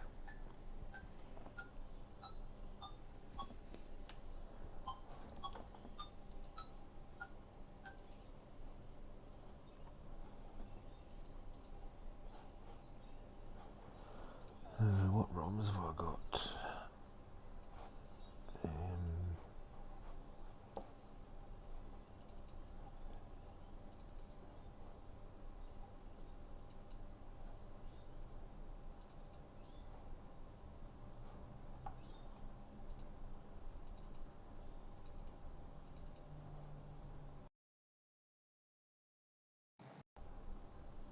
I think there's a few games that I can load into ROM. Rally, already got that. Moon Buggy, Harrier Attack. So if we go back to here and go slot 9, upload. We'll go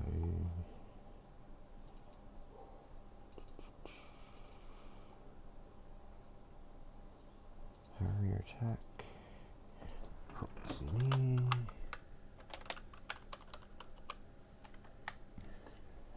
It's already there. Oh, can't.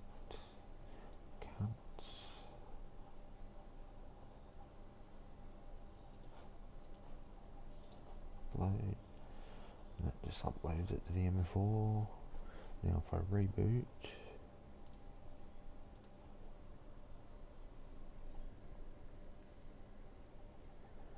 That ROM's loaded there. You can see it's got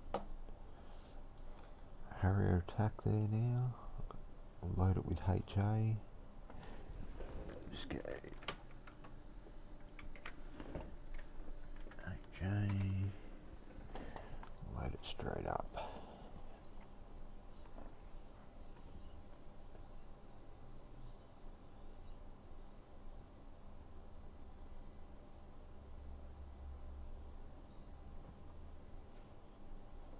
Yeah, I know. I seen it was peaked right out. Sorry about that there, fellas.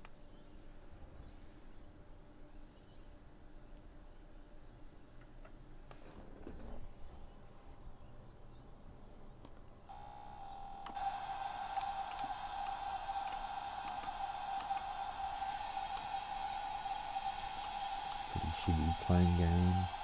I need bloody keyboard again to drop bombs.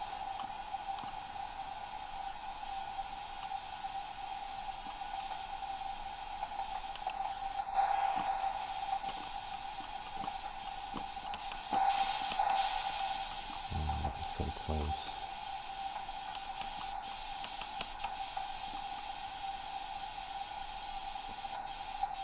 Can't get to the keyboard.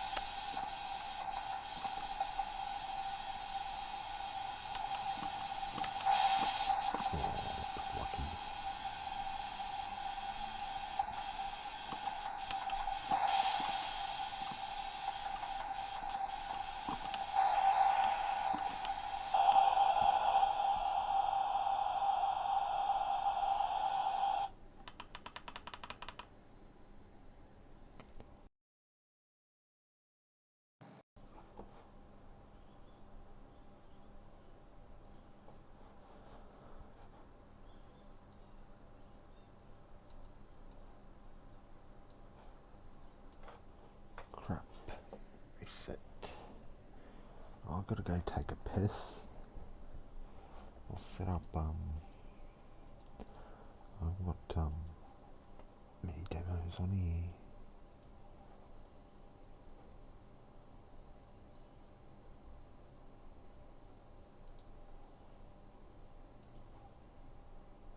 I was in mine,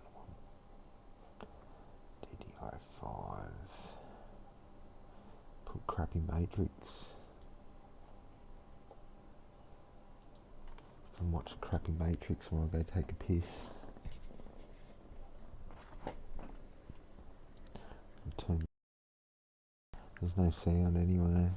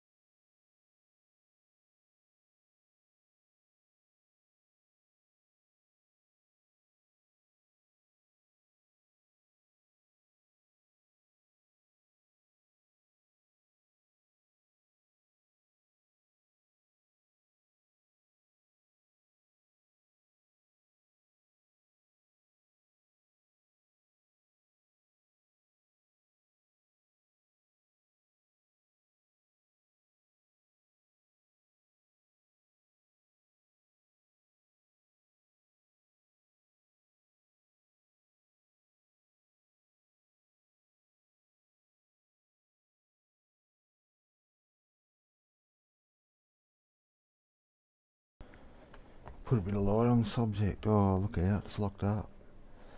Piece of shit. I don't know what keeps locking up. Might need to power the external board by that USB. It's locked up again.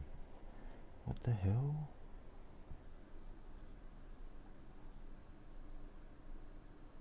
Weird.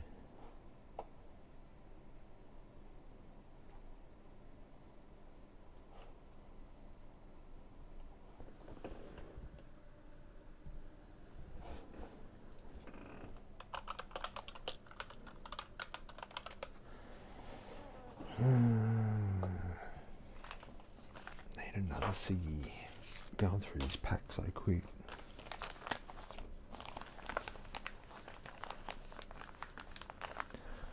Oh, Supercars race is about to start too. I think I'm gonna have to put that on. Who wants to watch that with me? It's locked up again, that shit. If we go turn that on, oh look out.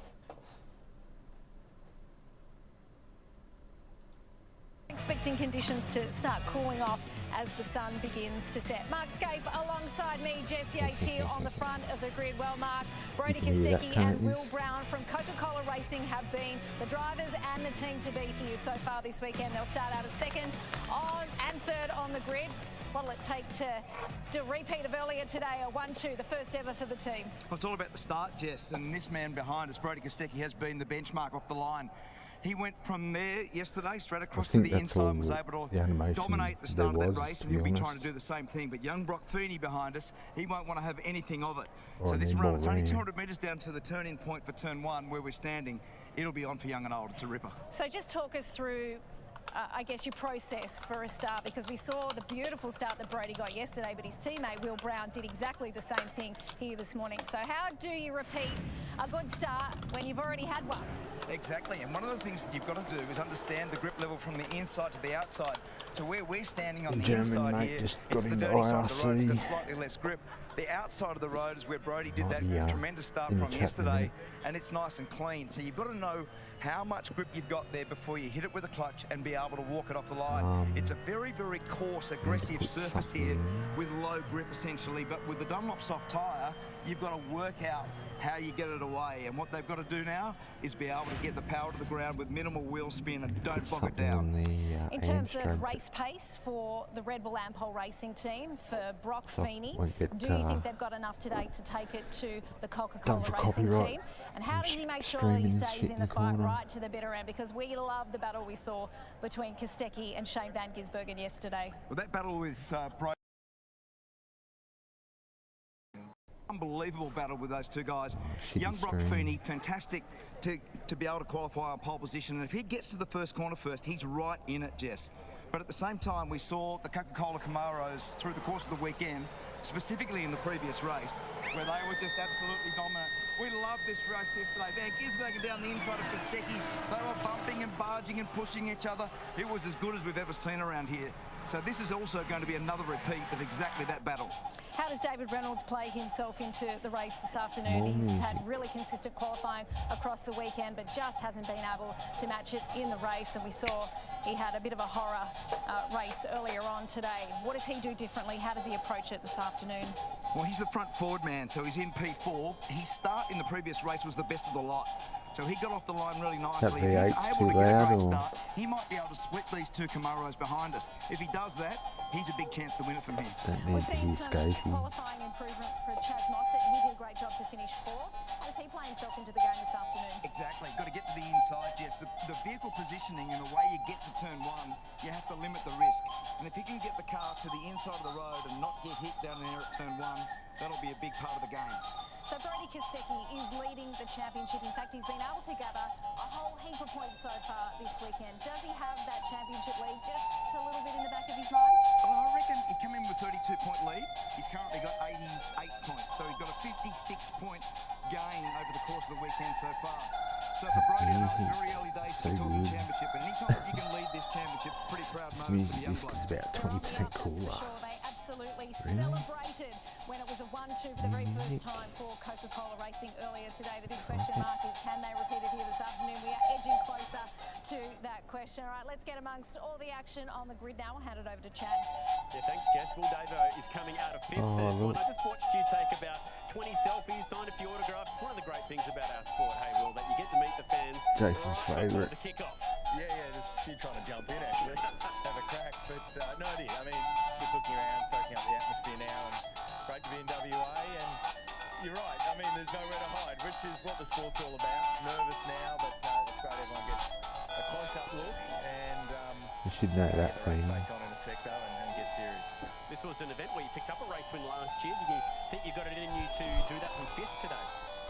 Well, we'll just focus on trying to do a good job. We're trying to obviously improve every time we roll the car out, which has been a good weekend for that. Obviously, this isn't the results we want, but we're getting stronger. We're understanding the car more and more. So naturally, we just want to move forward, make some more changes to the car. I sort of agree there, Mark. See if we can take another step Especially forward. Bathurst. Big learning at the moment with this car. He says that get up there for for V8. Jesus. Thank you. Brock Feeney, it was an incredible turnaround in qualifying earlier today to put this car on the unrolled pole position. How do you approach this race, and is it different from earlier today when you were deep in the pack? Yeah, well, I much prefer to be up this end. It wasn't too much fun being down that far. Like I said, Jason, your favourite, mate. Earlier, but obviously a very different position here, so just looking forward to it. Obviously stoked to be up here, and yeah, it was a good lap this morning, so hopefully we can run on with it in the race. Talk to me about your race pace with this car, and the sun's sort of setting a little bit, it's getting a little bit cooler. I mean, how different is it this afternoon? Yeah, we're about to find out. I mean, both races have been pretty buried in the pack, so yeah, try and get some fresh air up the front here and have some fun with these boys. They're pretty fast at the moment, so yeah, we'll do what we can. And this is all music from games. Pretty focused on what's And about it to go ahead, sounds but have you had any time at all today to reflect on the fact you got your first like pole Sid position just a couple on of the weeks ago, and here you 64. are again. Yeah, no, it is good. Yeah, pretty stoked. Obviously, get another couple of stickers on the car, so that's always handy. But yeah, one this weekend, one last time out. So certainly heading in the right direction. Yeah, I've seen that, Mark. Just need to make sure we're up there more consistently now. Wish you all the best. Good luck. Cheers, thanks, guys. Tim Slade starts this one out of 6th place. Tim, you were 7th yesterday. Gear selection dramas in this morning's race, but this new Long Camaro's fast. Yeah, thanks, GT. It's been yeah, fairly promising weekend. I've been Come on, happy just with go it. on, Obviously, unfortunate what happened in the last race, but like I say, starting from a good position in this one, so hopefully we can move our way forward. We had a big long practice session on Friday, 90 minutes. You did a huge race run.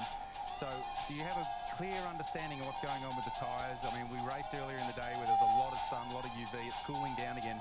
So conditions more like yesterday. Do you feel like you've got a small advantage over everyone else? I wouldn't say. I think everyone by now has a pretty good understanding of what their car does over the longer run. But as you said, I think the biggest change is the conditions. Marcus. I think the car balance changes a little bit from the middle part of the day when the sun's at its peak versus now. So yeah, it'll be interesting. Hopefully ours trends in the right direction. Good luck in this one, Tim. Thanks, mate. So that's a really interesting question, Mark. Conditions this Page afternoon, locked up. as we can feel the sun setting, it is getting a little cooler. What impact will that have on racing?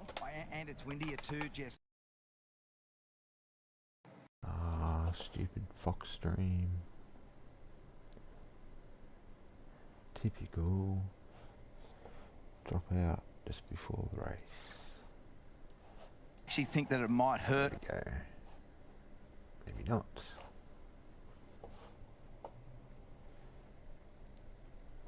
When the stop happens, roughly around half distance, like 21 laps. Breeze, but when you do get out of the sunlight, it can be a little bit chilly. So how that plays out this afternoon will be fascinating. Time now for the Australian anthem.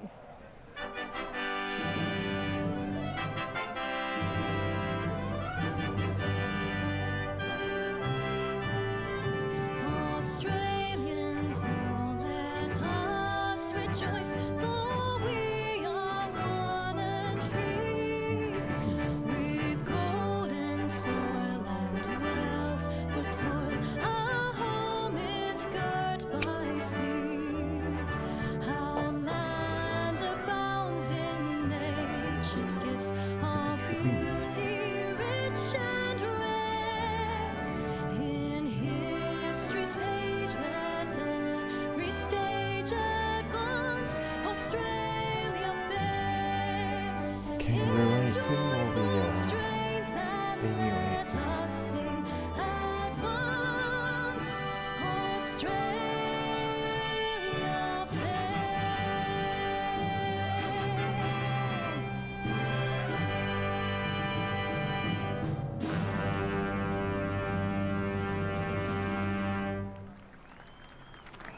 And the Pilatus PC-21 from the nearby RAF Air Force Base at Pearce flies overhead. We're down on the grid next to Brody Kostecki, who's had a great weekend so far. You've been making some news, but along the way you've also extended your points championship.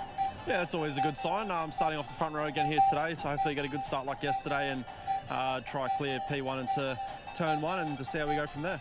One of the things that's evident is we've now been to 3 very different tracks in their personality. The street circuit at Newcastle, the longer track with the tyre variety at the AGP at Albert Park, and now here, but you guys have been there every time. Yeah, it's fantastic. The cars have been awesome. Pretty much every track that we've been to so far, so just a big credit to the whole team and all the hard work that's gone into these new Gen 3 Camaros with Coca-Cola. What are your thoughts on the outcome of the stewards' inquiry? It is what it is. I can't change it, but yeah, I know how to race now, that's for sure. Thank you, mate. Have a good run this I remember afternoon. having to do that too, and have a mate. quick chat to some of the crew here, because there's a whole row of them. It's Every like ducks in a freaking row row, here, and yeah. just shoot them down easily. Barry Ryan, first and foremost with you, what a proud moment with the team doing so well again this weekend. As I just said to Brody, this is a continuation of form that we've seen in the early part of the championship. Well done. Yeah, it's really good. A lot of hard work by everybody, and the drivers have put in a big effort, and both the drivers are working together really hard, and I think that's the biggest thing we've ticked off, that they're actually happy for each other and they're trying to make sure they push each other to get better. What about the outcome for today now? What do you think? So you've got a pretty competitive Brock Feeney on the other side of the grid there. He did a great job in qualifying. Yeah, Brody will just beat him off the line, and then we'll pass him at turn 7 on lap 2. Oh, okay, I didn't read that on the script, but I must pay more attention in future. Have a good run this afternoon, Baz. George Commons, you've been fettling this car of Brody's, and obviously interesting to get a view from you on cause and effect. Is the car doing all the things that you logically want it to do? It's responding the way an engineer wants to, and is the driver happy? Yeah, I mean, we're very happy with how we've been able to go between a bunch of different tracks. We've radically different setups and different windows, and it's worked for us really well so far. It's doing everything we wanted to do. Extended the points lead in the championship, as I said before, so well done. Tom Moore said just a moment ago, trying to wrangle Will Brown is like herding cats. I know he's down here somewhere. You've got to try and look after all those drivers. It's been a great run also this weekend by the gang here at Penrite Racing, and so Stephen Grove can be proud of the effort that these folks have put in just in the recent past. They continue to get more and more competitive. in a conversation here with Will Brown. Hey, Stephen, you guys are doing very, very well. Tough run in that last one, though, for David. There was some radio comms issues, and he got savaged pretty badly in the early part of the race. Yeah, we've actually said doing first 4 laps, no one can pass him. You know, he's got to protect. But yeah, it was one of those things. Anton down the inside, and then obviously in sand in the brakes, and that sort of stuffed us for the rest of the race. But yeah, he'll push on well hard today. All right, we're going to have a word to him. Thanks. Have a good run this afternoon. Mr. Reynolds, just talking about you, sir. So that was a tough run last time out. Compared to the way things went yesterday, pretty weird business this one, isn't it? It's a strange old sport, isn't it? But we keep coming back from all, we love it. But yeah, just got put in the sand a bit, and that's what ruined my car. But you know, hopefully start 4th for this one and have a good run. You've got on top of this car pretty quickly, though, haven't you? You've obviously found a pretty decent sweet spot, a little bit like the guys further up the road that we're just talking about. You've now been to a variety of different tracks, and it seems to be working pretty well everywhere. Yeah, our base car's really good. You know, we can pretty much roll it out with a lot of confidence in it. So, you know, I actually really enjoy driving them. They kind of suit my style, and yeah, it's a lot of fun. We just need to make it better in the race. We've got our 1 lap pace, but we need to make it better in the race. Sorted out your radio, whatever all that trauma was? Yeah. Just I think we have. We'll find out in this one. I'll let you bolt in. Thanks, mate. Okay, go and have a squirt round there. Thanks for the chat, David Reynolds.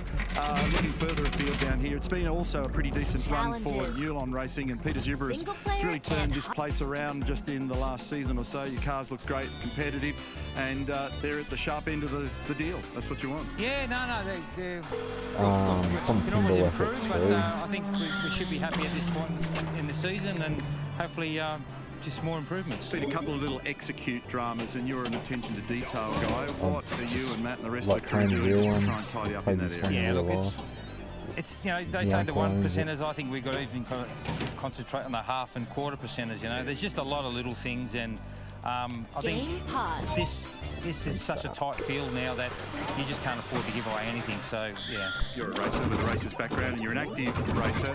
A quick vibe on supercars and where it sits in the scale of motor racing in your career, and how competitive you've got to be and how hard you've got to work to be able to achieve. I've been a long-time fan, and yeah, it's probably a lot more competitive than I probably gave it credit for, to be up front.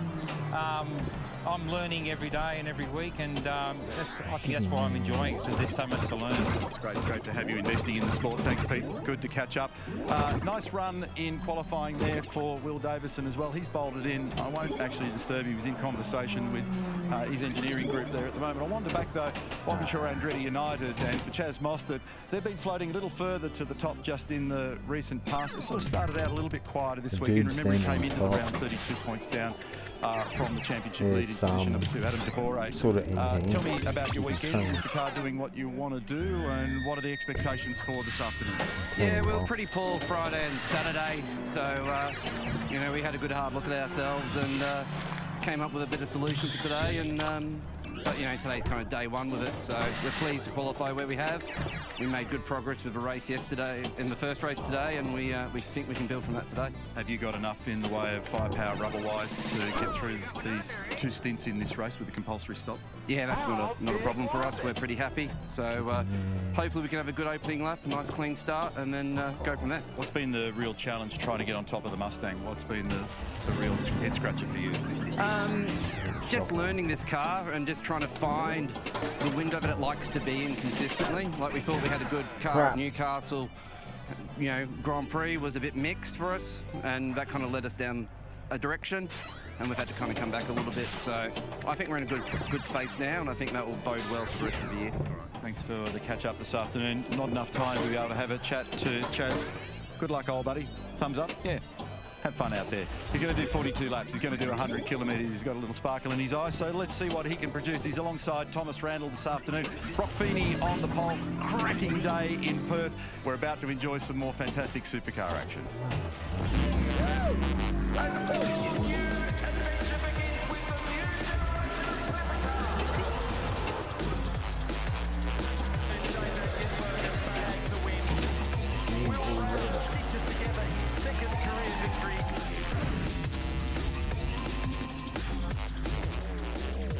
This is where we are this weekend. Beautiful Western Australia. Around 50 k's north of Perth at the Wanneroo racetrack. It's a famous facility. We've been coming here since the late 60s. Championship races, early 70s. Alan Moffat and the famous Falcon GT was dominant in the first weekend in 1973, and this is, on behalf of Pizza Hut, the track map. 2.4K. It's got a lot more elevation change than you pick up here, but it's also got some real challenges. Its average speed is just a bit over 160 kilometres an hour, 7 turns and some tricky braking areas, and if you make a mistake, very, very easy to overrun those corners, especially at the end of the main straight, roughly 260 kilometres an hour. Single player and hot. And Neil Crompton was just talking about aviation displays. That was the perfect timing as the national anthem was being finished, and we've got a great crowd. This whole day has been one big laugh riot. And what this will do off the line, who knows? Bob Feeney, oh, and the adventure begins again. He's only 20 years of age, and well, then this has been an absolute misfire. Looking over the road, and it's one of those places that, from where they're sitting, you watch pretty much 60 to 70% of the racetrack over the hill and into turn 1 and 2. This is the starting grid on behalf of Panasonic. Ron Feeney on the inside alongside Brody Kostecki. Good so far. Made yesterday. Will Brown, who won so convincingly earlier today. David Reynolds, who's been fast all weekend, made a great start in the so previous hard race. to meet the right Will one. Davison, Good so far. for him in 5th. Tim Oh, this Slade is fun, up alongside in 6th. Chaz Mostert on the inside of Thomas Randall in 7 and 8. Your progress Chaz making sure he can get down to the first corner. Cam Waters, better qualifying performance for him in 9. Hey, Joe, I'm over here. The NTI Joe, that was so close. 10. Scott Pye, alongside Cam Hill for truck assist. That's actually the best qualifying performance for him. Hey, look, I got a letter from Dad. Dear Mick, for the first 4 years of your life, I thought you were a house Dad! 14, Heimgartner in 15, Matt Payne, Honey, give me any who's been laundry very tab. impressive I'm doing in a diapers and this makeup. weekend. Eat your Sam. We're not having dinner and just being fine. Anton Di Pasquale in 18. James Golding lines up in 19th alongside the tradie Mustang with Declan Fraser for Tickford. Shane Van Gisbergen. That is the worst qualifying performance for Shane since 2009. Bryce Ford alongside him. Good shot. Behind there is Macaulay Jones in the bling. Pizza Hut. Camaro lining up alongside Jack Smith and Mark Winterbottom in 25th. Young Neil Crompton's walked back in. It's actually, the sun's quite strong, but the winds come up out there too, Crompton. If you happen to catch some shade, it's quite breezy, and it's still from the south-southwest. It's about 15-20 kilometres an hour. The temperature's beginning to come off, but actually got to the highest we've seen all weekend, to 22. It's just starting to sneak down a degree now. All right, I knew this was coming. Everybody give me your best shot.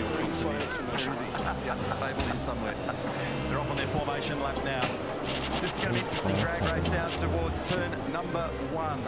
A couple of poles in his career now for Rob Feeney. It's only his second visit in the main game here as a supercar driver to Wanneroo. He's 6th in the championship, actually dropped a spot in that last race. Just shows what the knife edge of this crazy caper is. He'll be alongside the local boy, Brody Kostecki. Become a winner in supercars in 2023. Big story. He's extended his championship lead. He's got it out to 88 points. That's a 56-point swing in his favour. And he's opened the margin up to his nemesis, Shane Van Gisbergen, to 96 points.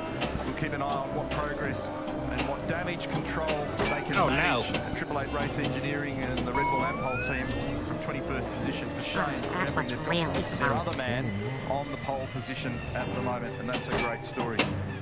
Turnaround also for Will Brown. Managed to elude me out there a moment ago, but what a terrific drive from him earlier on today. That was outstanding. So, I got a deck of cards you can put in your wheels to look cool. Are you glad you left the lighthouse now, Seamus? Oh, I think so, Seamus. Oh, this is fun, He needs to learn to actually talk his stock up a little bit. I'm actually a genius. I've tuned it up after I hit the double overhead foxtail. A police spokesperson was quoted as saying, I'm a dumb cop. I like to give Tom Tucker a ticket. It's only like 41. Can't work it out. I think he said in the end it was a good night's sleep. That's right. It's completely weird answer, non-technical answer. It doesn't matter how he achieves it.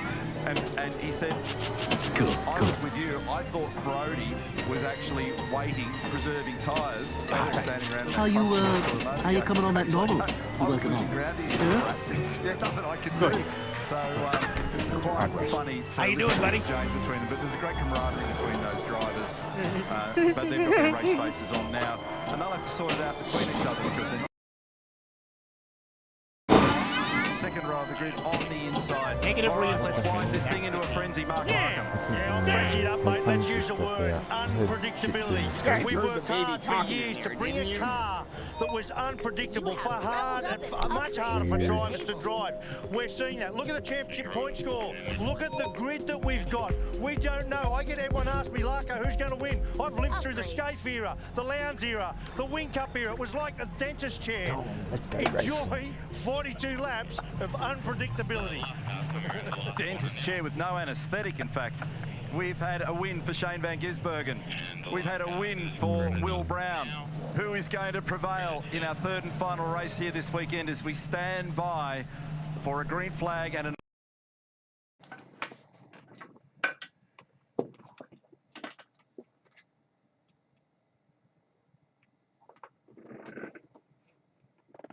Bosch Power Tools Perth Super Sprint, and another nice conversion by Kostecki. But is it going to be enough? The secondary part of the start was very, very strong for our pole sitter Fafini, and there's a bit of madness going on in the background. And I'll tell you what, Brody's original jump was good. He got a little bit too much wheel spin, but I'll tell you who was nice to him, his teammate Will Brown, because he allowed him back in. He was stuck high and wide, and Will backed it off and gave him some room to merge in. Feeney, Kostecki, Brown, Reynolds, Slade, Davison, Randall, Mostert, Waters, Percat, top 10, turn 6, Cold Tyres, lap 1, 42 is the journey. Pretty clean run, it seemed, through turn 1, and the single file run through turns 2 and 3. We're riding with David Reynolds. We're looking at the back of Will Brown's car. Thomas Randall covering on the inside. He's got Chaz Mostert having a bit of a peep. And also diving down the inside there, James Golding. And a turnaround here for Declan Fraser. And does make it to the inside, does not make it to the inside and cop any damage, but he's gone to the rear of the field. Nice presence of mind to take the steering lock off then. He straightened the wheel up so it didn't fan back around in front of the field. So as he was being rotated, he turned it around and he straightened the wheel straight up and back straight back, which was very clever. Well done.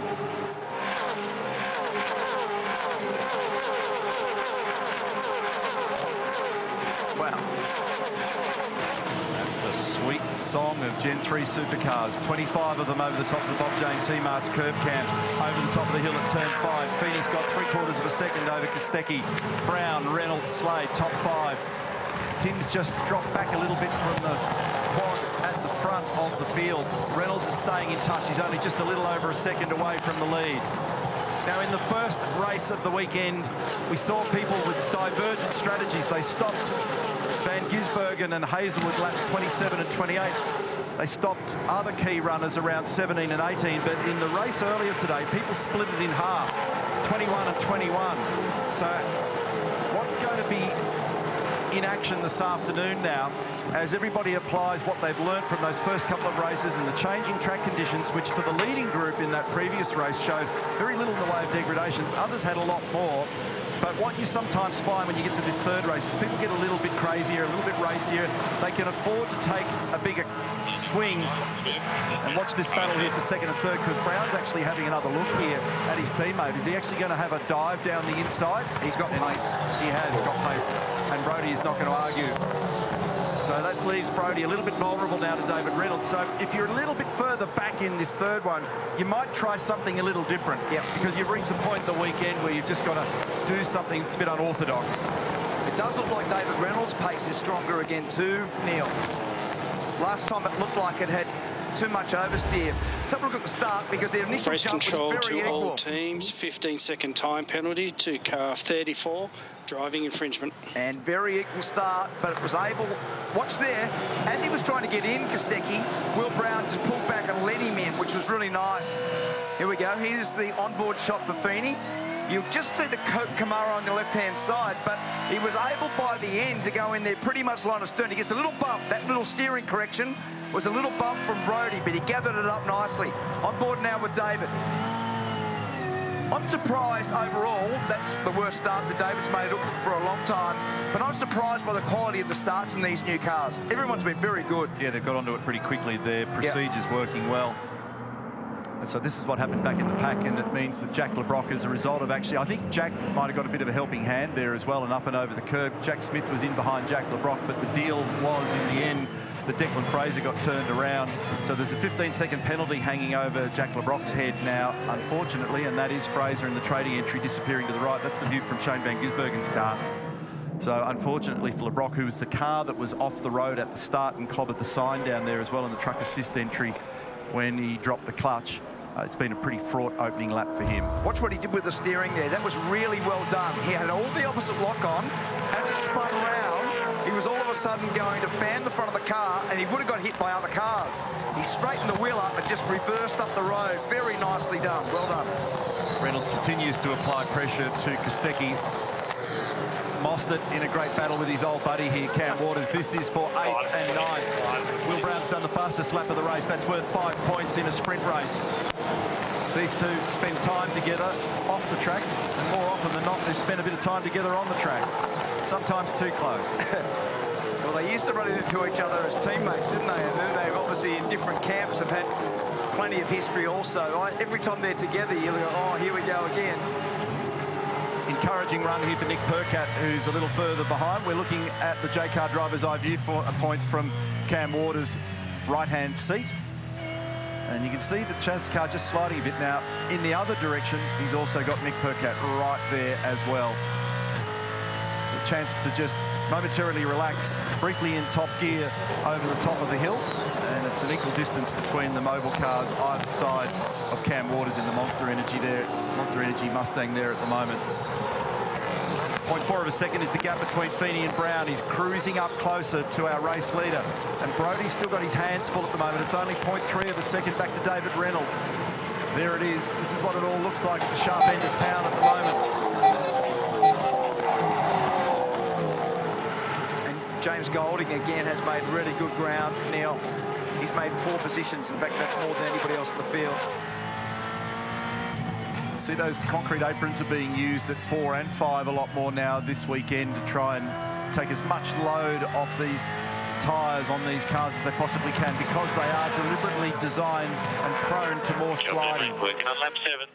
No easy passes. No easy passes. So the little blocking manoeuvre that David Reynolds put on down there at turn 6 on Slade was just reinforced by Alistair McVeigh down the straight to say no easy passes. Now, some drivers in our business get in trouble for blocking, others get in trouble for not blocking. Yeah. It's the irony of supercar racing. It's funny, isn't it? Feeney, Brown, Kostecki, 1, 2 and 3. David Reynolds in 4th. Tim Slade, great start to proceedings right there in position number 5. Will Davison off to a good solid run, position 6. Then Thomas Randall, Chaz Mostert we saw, Cam Waters. So more people have floated that we've not seen inside the top 10 into it in this 3rd and final race of the weekend. Notably, we're seeing more of Mostert, Percat, Waters than we have for much of the weekend. That's the Newlon Racing Garage. Peter Gibberis in there, and they're keeping a close eye on car number 23, Tim Slade, in 5th position at the moment, and watching James Golding that you referenced a moment ago, who's moved up a bunch of spots, and he's sitting in 15th. Half a second is the margin, Feeney over Brown. Thomas Randall was the 3rd fastest car on the previous lap also. So he's the lead runner for Tickford there at the moment. So nicely done by Thomas. And again, just picking up there the LED display in the top.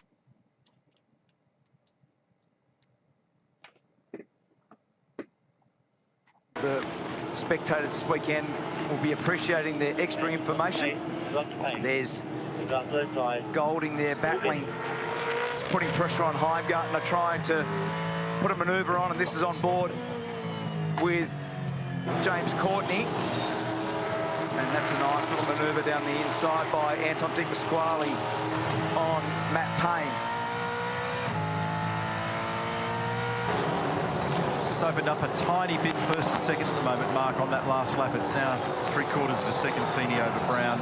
We're looking further down the order here at the moment. Di Di Pasquale 17, Payne 18, and that's Ludo Lacroix encouraging his charger. And this is Van Gisbergen now up the inside of Matt Payne, turn 1.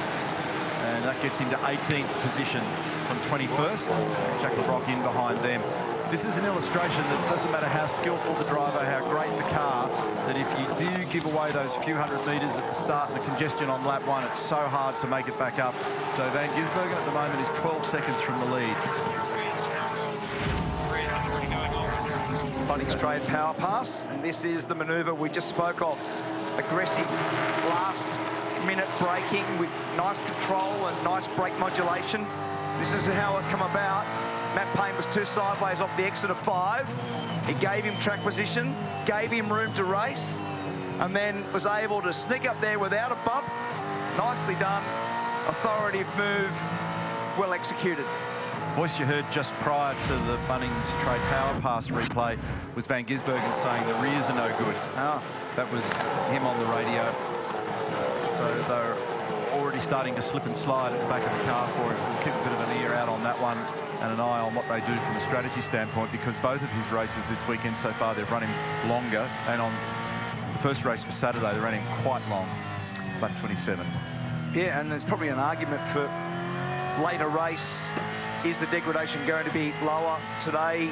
Can you come in a bit earlier? I mean, it's probably a fair argument to go with that, Lucko. Well, surprising to hear that his rear's going away so early, isn't it? But isn't this the game, guys? Remember we spoke to Andrew Edwards, his engineer, this morning, talked a lot about understeer. Showed me an understeer trace from Shane's car. You fix the understeer, you know what you get?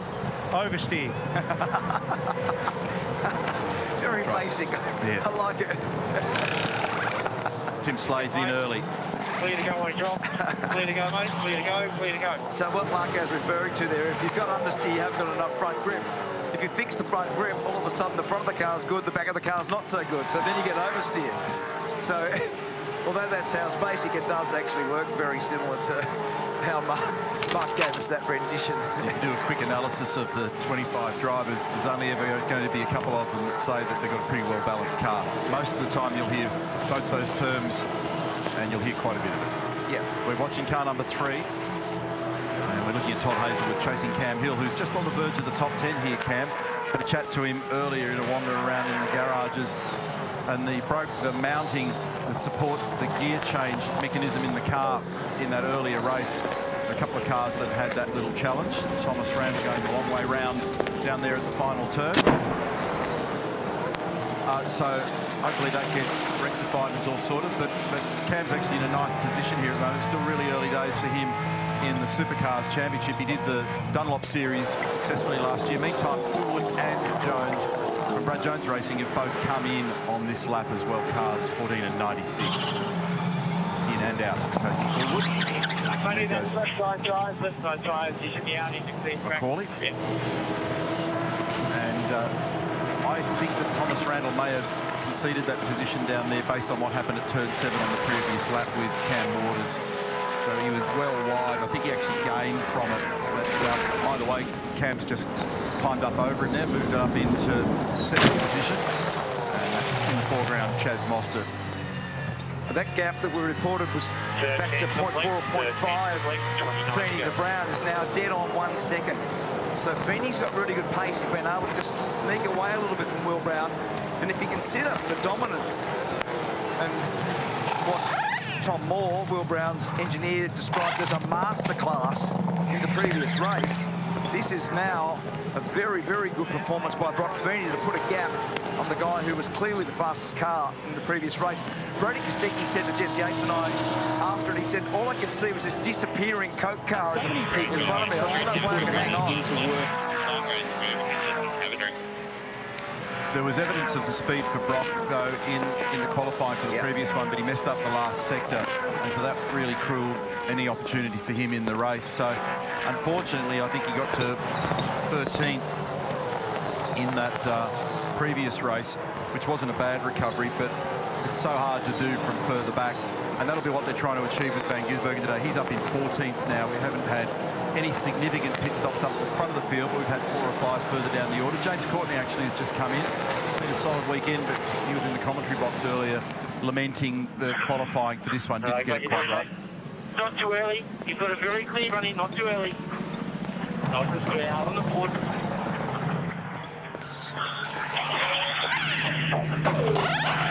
He was saying they made a pretty simple change to that car. They made a Ross and a change and a right height change. Both of them were pretty small and went from being at the pointy end to the middle of the field.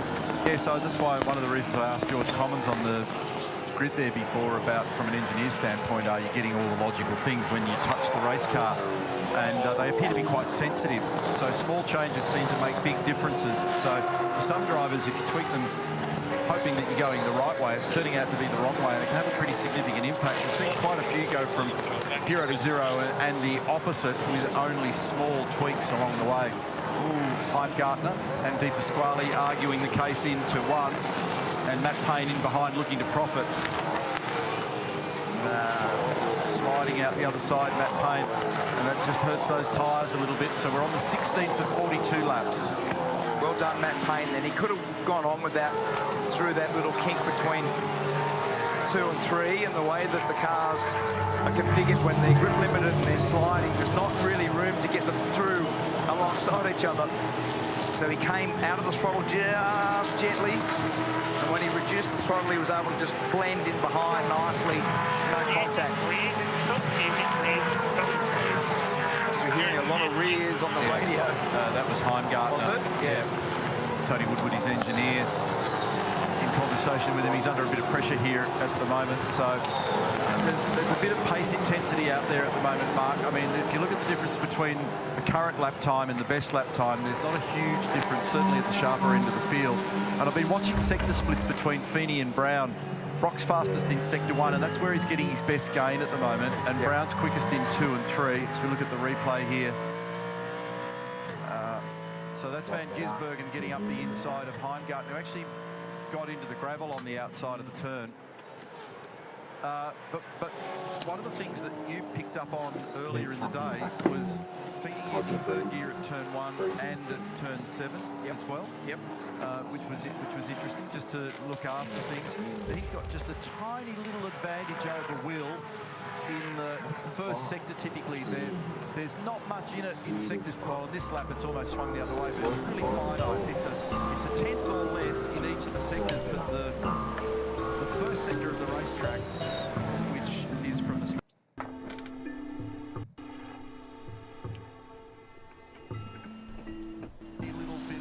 Is that better? Not a bad place to have it, because it protects you in the braking area as you get down the bottom of the hill into 6. Exactly. And Tim Slade, since that stop, he's been pumping out fastest laps. Can you hear me now? He's been the fastest car. So that will have a bearing when these stops are made, because it's effectively going to be an undercut for Slade with pace. Remember, he was right in behind David Reynolds. Let me turn this game down a bit. Take the next segment of the race nice and smooth, after the tyres. So we've got about 7 or 8 cars now that have actually stopped. Oh, this is an issue here for Thomas Redmond, unfortunately, in the Castrol entry for Tickford. Yeah, they brought the car straight That into the sound is so crap. What the hell's going on? mechanisms. I'm trying to see where they're working at. And yeah, I think we've got something similar to what went on with Tim Slade's car in the first race this morning. So the team looking to get the spare out, but that's paid to any sort of strong result for Tom Randall in this one. So it's unfortunate. And I don't remember what I was doing on here. It's been so long since I played it. 1.3 seconds now, the gap between Feeney and Brown. Mark Winterbottom on screen, he's 15. Basically just go around exploring, pick up shit, When he takes his compulsory stop, they hold go to the other islands. and then he gets released, and that's going to have the effect of crushing him. Unfortunately, in the back of the pack, he got involved Craft in shit. that moment with Declan Fraser on lap number 1. So much bigger margin. Nothing to craft. In terms of degradation than what we saw last time. Last lap was basically a 56.5 for both Feeney and Brown, but that's from a 55.7. So it's 3/4 of a second a lap now in terms of what they've dropped. That's happened pretty quickly though, because in the early part of the race, as it was for the first 2, there wasn't a lot going on in that regard, but they've just fallen off a bit of a cliff, haven't they? So we're approaching the halfway mark, and that's where we saw more action in the previous race today.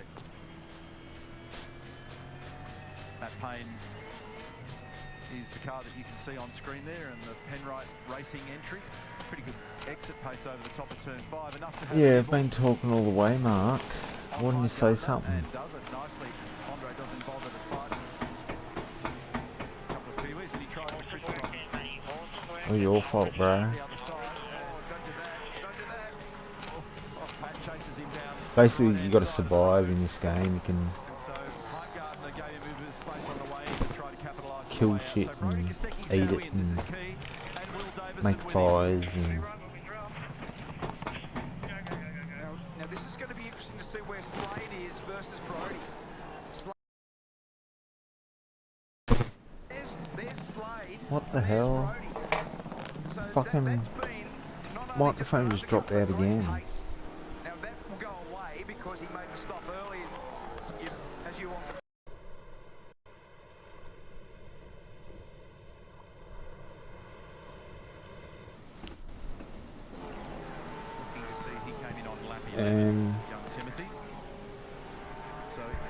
Can you hear me? Hello, hello. Keep an eye on that. Those that jumped early in the first race tended to pay a price, but the track's more rubbered up and it is cooling out at the moment. 10 lap difference, huh? Hello, can you hear me?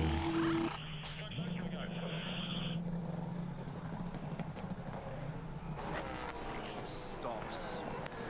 Fuck's sake. 3.9. This thing. Kostecki was a 3.7, so that's been genuine undercut pace. And Reynolds just then that we saw was a 3.8.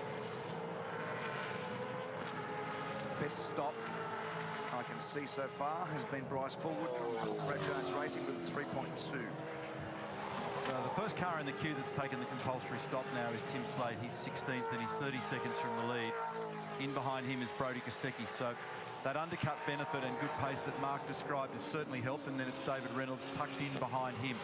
And they dispatch the Thomas Randall car. Thankfully, they've got it back out. They want to get to that 31-lap mark in order to be classified to get any points. Sometimes they can be highly valuable at the end of the championship year, and he's doing his best to stay out of everybody's way, knowing that he is 5 laps down on the field. Again, mate. Still an issue. Hang on, they've still got a problem, I'd say. So they're going to have to drag it in. The white flag showing that there's a slow car on the racetrack. That gap now is just over 2 seconds. You can see it there. He's been able to sneak away, Brock Feeney. A very impressive drive by the young 20-year-old. His run at the Grand Prix was mega.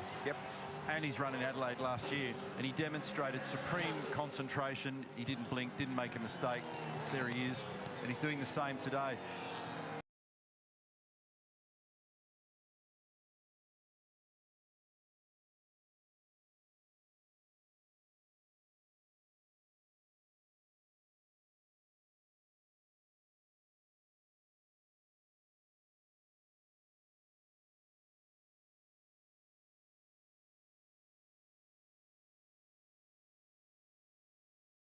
The race.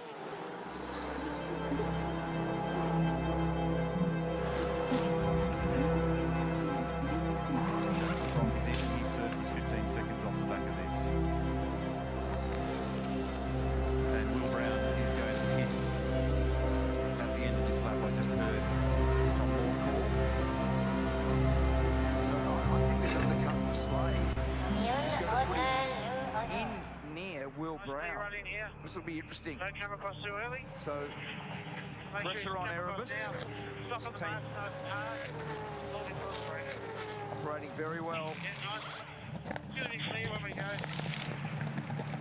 A little bit of a bubble on the left-hand rear there. And did that hurt enough to give Tim Slade the edge? So we'll watch for car number 23, the Newlon cars right at the start-finish line. Look on the left of screen for the departing Will Brown. So there is a tiny edge in favour of Slade. But the Coke car's got fresh tyres, and where does... Oh, man! Brody squeezing by Declan Fraser, who had nowhere to go then. That was tight. Declan did a good job to tuck that car over that inside curve on the left and not make contact So Slade's on top of Brown and Kostecki and Reynolds now. Here's the replay. So the tradie entry is Declan Fraser. He's getting squeezed into Neverland here. So he's on the gravel, which then means he cops the curb. At the same time, Brodie's rounding him up, and the danger there is that you bounce into the other car. They all managed to resolve it. There's the view from Will's car. He's on cold tyres, and that's his teammate who's on a warm tyre. Pretty good presence of mind there by Brodie, just to steer around that, gave an extra 6 inches to just manage the problem. Cluster of cars in now. Percat, Pye, Van Gisbergen, Payne, Heimgartner, Fraser. It's all going on in the lane.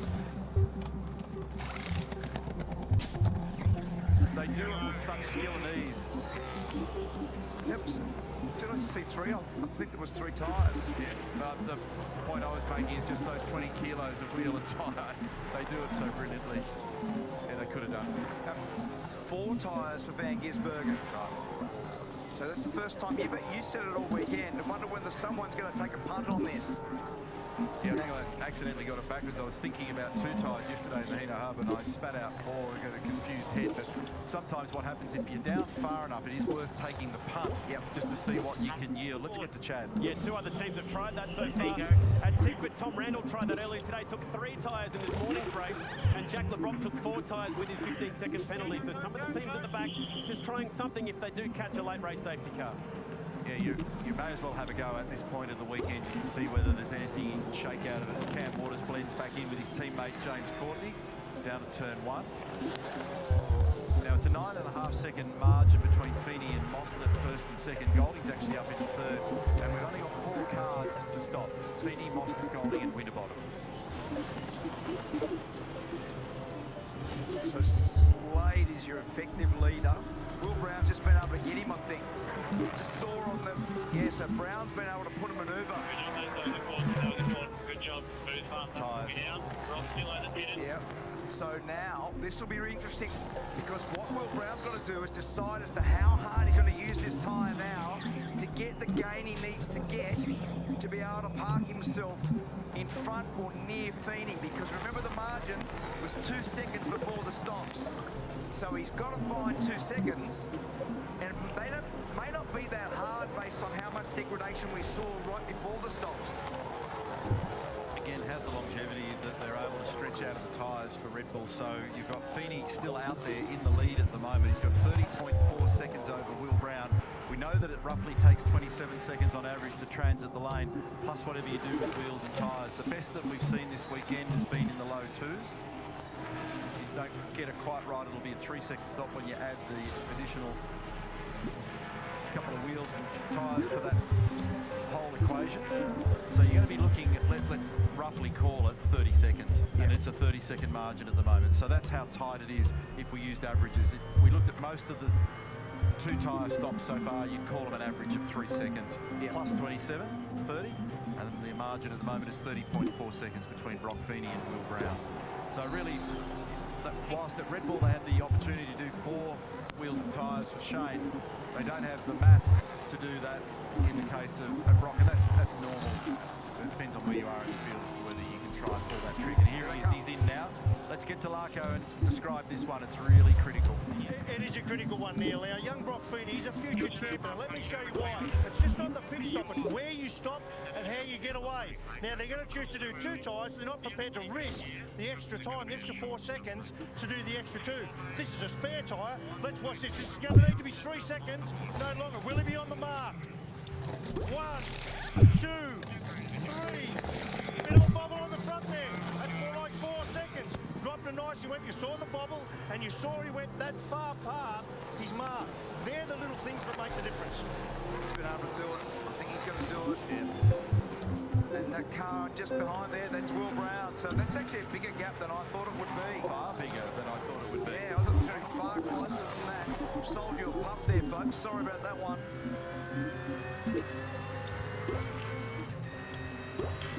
I thought seriously that they'd be within nothing of each other. And so it's actually 2.4 seconds. Yeah. I need to work out how that actually played out, whether it's been an inlap thing or whatever. That's an after the game one. That one is that analysis. Yeah. And there might be some people in the pit lane doing the same thing to just work out how that occurred. So the stop on the numbers that we have for Will Brown, that's got some of the story because it was 4.6 seconds. So there's some of, we probably should have factored that in when we were quacking before. 3.3 versus 4.6, so there's 1.3 of it. Yeah. And then you've got to take into account how efficient the in and the out lap is as well. And there's a bit of dead reckoning in those numbers that we have. They're not necessarily actual. Scott Pye having a dive down the inside here. That looked like it was going to end with some crunch and grind. When we get the next camera shot, we'll see whether they're all still there. Yes, they are. I'm not sure there'll be one disappear out of that group. Four go in, two go out. It's like 10-pin bowling sometimes down there at turn one. So Brock is now in the box seat. He's got a young tyre, a couple of tyres, and he's got 12 laps remaining, and he's got a 2-second margin. And if he pulls this off, that's a beautiful job today from pole. And potentially he's third. We can see a few shadows down there at turn 7 now. And where's Shane got to? He's made it to 15th in the field. Up 6 spots, now up 7, it's gone to 14. James Courtney's up 5, Goldie's up 7. Bryce Forward and Macaulay Jones both up 5 spots. Mark Winterbottom up 5 spots. A little bit surprised that Brodie hasn't had the firepower in this one. Yeah, same. He's 1.9 seconds away from his teammate. He's 4.3, 4.5 now off the lead.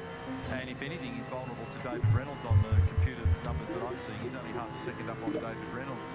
So he'll have to cling on here to the podium with 11 to go. We're looking back at Todd Hazelwood from the rear bumper of Shane Van Gisbergen. Shane, as he's mentioned before, has made it to the midfield. That's 14th for him now. So he's up 9 spots, as you can see in the Pizza Hut Biggest Mover graphic that just popped up on the screen. Meantime, the fastest lap of the race now belongs to Brock Feeney. That's another 5 points for him. He's 6th in the championship. He dropped the spot in that last race earlier today. So just so you understand that, the totem says up 7, but because he made the long pit stop, he went back further. Remember, we put 4 tyres on, so he's actually made 9 positions on the track. Yeah, so different to where you started, which is the reference. Yeah. Number 35 bad sportsmanship flag for exceeding track limits. So that's Cameron Hill, 13th at the moment in the midfield. He's just in front of Shane Van Gisbergen. Mostert here on Davison. That's for position number 6. That was a nice, clean, relatively easy move.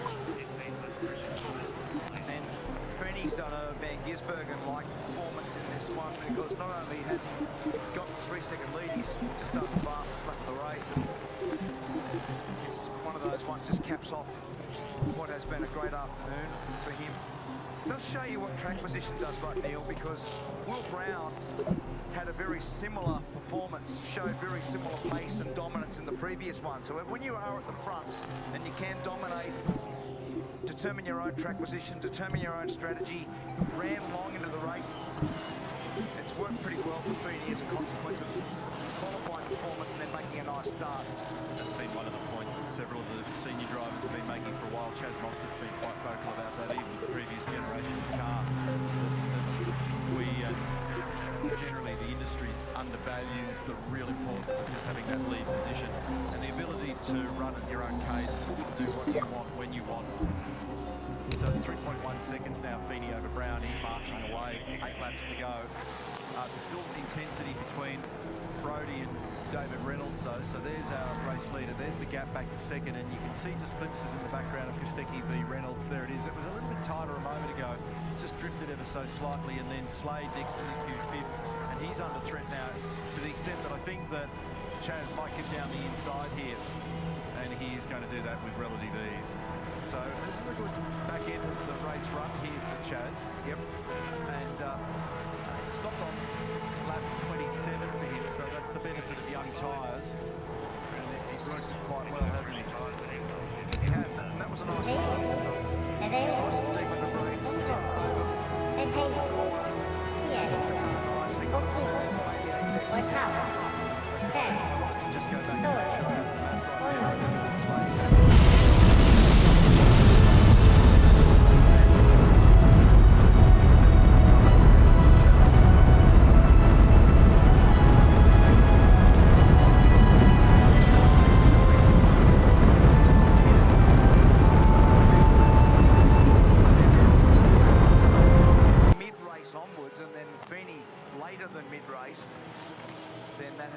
given those late stoppers a yield. And when you've got that level of disparity in tyre performance where it's probably something like 3/4 of a second faster by that stage, actually makes the overtaking maneuvers look pretty easy.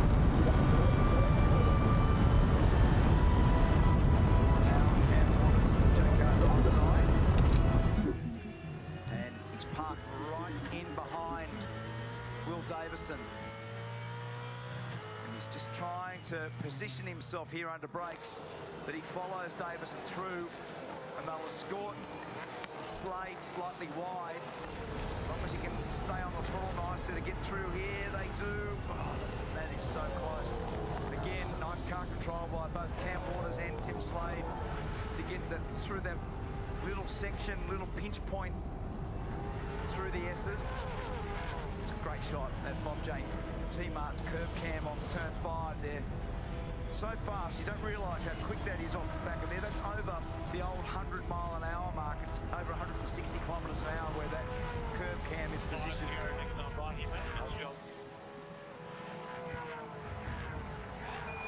It's a very impressive run here that we're witnessing from Brock Feeney. He's got it out to 4 seconds now, so he's marched. Yeah. He's got the quickest lap of the race, and that won't change.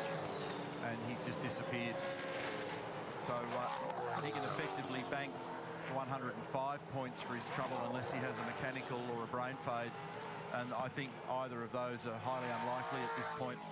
So Feeney over Brown at the moment, and it's a 3.2-second margin back to his teammate Brody Kostecki. And David Reynolds is still within striking distance here. We pick up with Cam down the inside here at turn 7. Remember, these two were in combat for a race victory last year where we had a situation where it was the other way around. It was Cam and Will were battling. Cam went out over the turn 7 curve and ended up copping a penalty. There's a little mirror of what happened 12 months ago. We're on here with David Reynolds now. I just want to keep an eye on this gap to see whether or not anything transpires. It's just been sneaking slightly the wrong way if you're hoping for an energised race. It's gone out to 0.8 of a second now. That's what it actually looks like. That's the view to the rear bumper of Brody's car. There are the margins. See the digital numbers inside the screen shows you track position for the cars, turn 4. So very, very little in this. It's just floated. It got to about 0.3 of a second, and I thought at one stage it may have been a flip of position, but it's just eased back the other way. And they're in full tippy-toe mode now, so they're trying to do everything they can for these cars not to slip sideways, not to lock a brake, not to excite the rear tyres under acceleration, and to drive within the grip limit. And the grip limit is down at this point in the race pretty substantially. So if you look at the last lap speed, you get an idea of where they're at. So last lap speed for Brock Feeney was a 56.1. His best has been a 55.5, so that's pretty consistent, isn't it? 6.5 for Brown, plays a 5.7. 56.6 for Brody, 55.7 for his best in the race. And so Jamie Whitcup keeping an eye on this young guy. And this is one of the strengths of the team, isn't it? If you ideally want both you guys out there firing at the sharp end of town, but if you've got a drama with one of them, it's always handy when the other one's in the position to be able to capitalise, and he's done more than that today. He's put it on pole with a superlative performance, and then he's bolted away from the start, and he has not looked like being challenged. And in the process of that compulsory pit stop on the in and out lap, he's even extended his lead. He's given him the perfect position. The car looks even stronger on the second set of tyres. It did, yeah, 100%. And probably running so deep into the race has made it look better too, didn't it? That's when the fastest lap would come about straight after that. And the temperature on the track's cooled out a little bit at that point as well. It further aids it when you've got some more tyre grip available. So we've got 2 laps remaining to conclude activity here in Western Australia this weekend, and it's going to be a Red Bull Ampol Racing victory. A couple of things still to be resolved, though. Some interesting battles down the order. We are looking here at Scott Pye. So James Courtney, Scott Pye, James Golding, they're all in combat at the moment. They've squeaked forward with the Scott Pye car, and they've got support from Toyota forklifts this weekend. So Pye's tucked in behind Courtney, you can see. 2 to go, mate, 2 to go. It'll be next month's bit last month. So they are playing for sheep stations here at the moment, because this is all about pride and points. Little wriggle there under brakes. for Courtney. Pye tries to position the car, and he does. He gets right up on the inside. They all move to the left and to the right inside to cover. You don't often see that. They all moved to that side of the road. They used that concrete strip. James is something of a shot duck for grip here, so he's had to cover, and Pye's had to run wide. One to go, 2.4 Ks. Great battle down the order here, and this is for honour at the back end of the top 10. At the moment, Courtney's 9th, Pye 10th, Golding is 11th. And James is just barely clinging to this at the moment, and you just caught Callum 97 right there, watching all this unfold with only a handful of corners to go. With 4 tyres, remember, he put 4 tyres on, so he'll come off the left-hander slightly better. He's going to put pressure on Golding. Out of turn 7 at the end of 42 laps. Take a bow. Beautiful job, Brock Feeney. Well done. You absolutely smashed it. You absolutely smashed it. Awesome work. Awesome work. He did a grand job today. Absolutely smashed them. Home by a monstrous 6.8 seconds over Will Brown. And how's this one? It did go all the way to the wire in favour of Courtney Pye, Golding 9, 10, 11. So Brock Feeney gets home from Will Brown. The car was awesome. And then Brodie Kostecki makes it another dual Coca-Cola by Erebus podium. So they continue with their team's championship march, and they continue to do an impressive job, but that'll do no harm at all to Brodie Kostecki's championship points tally. How's he run on the podium now? I reckon it must be almost every race other than one so far. He missed out on day 2 at Newcastle, but I think every other day since then he's been on the podium. Yeah. So that was me in slow motion trying to read a whole lot of information in a very short period of time. But well done. I did get there in the end. What a great job. Well done, Brock Feeney. 6.8 seconds, he gets it done in Perth. And that's a job to be proud of this afternoon. 20 years of age. He smashed them. And so Feeney, Brown, Kostecki, Reynolds, Mostert, Waters, Davison, Slade, Courtney, Pye. That is your top 10 as they roll in to Pertec Victory Lane. And this is an encouraging sign for these 3 operators, and especially for Coca-Cola Racing. They have been super strong. Not bad when you can not only stitch up the 100 points this afternoon, but when you can also bolt the 5 bonus points for the fastest lap to that tally. And this guy is impressive, Mark, and the job that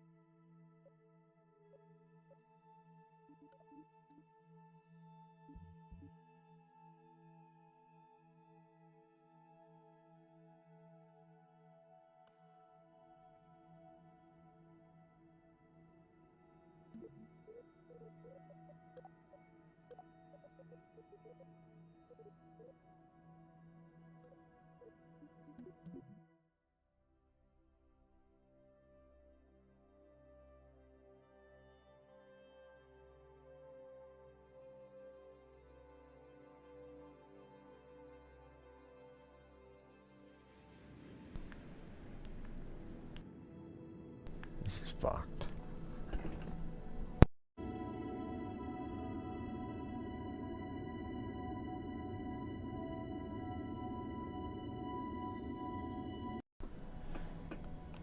Can you still hear me?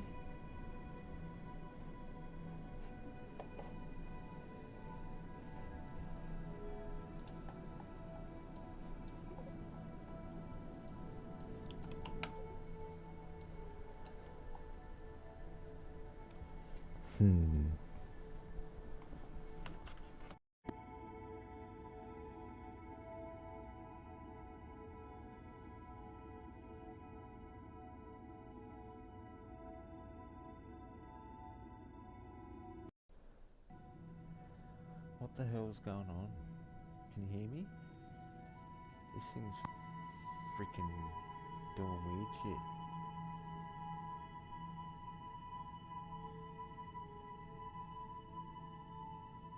What the hell? Weird, bro, weird. I'd restart.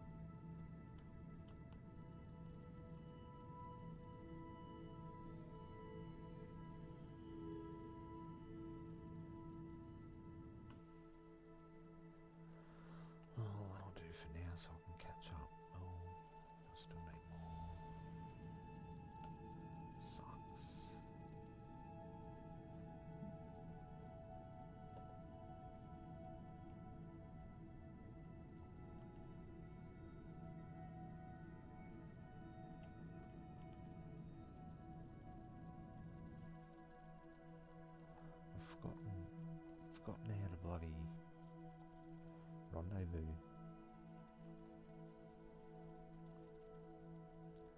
I need to change the inclination a bit. I'm almost out of fuel, so I'm gonna have to cheat again.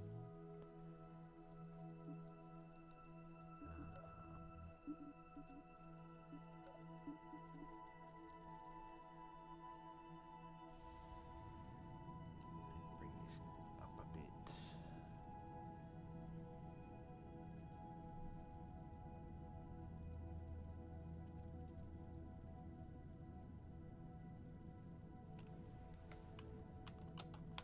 That should be about it.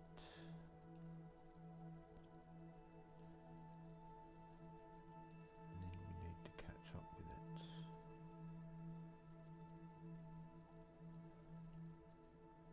Probably need to, need to increase the orbit a bit,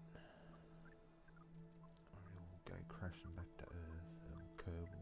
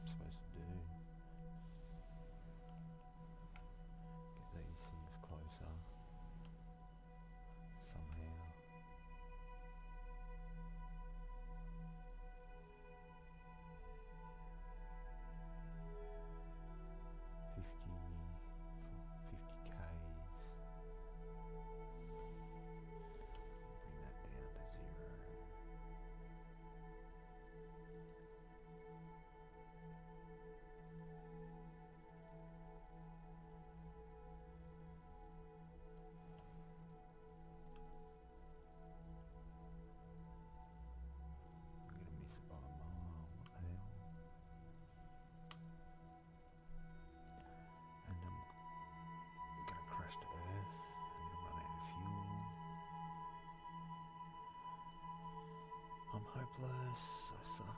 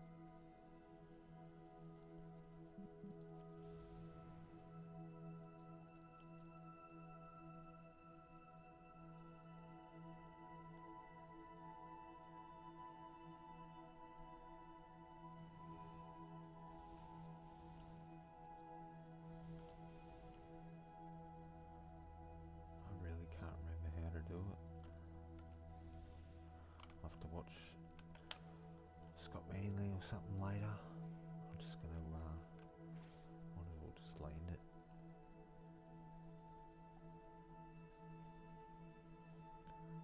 Back here somewhere, I guess.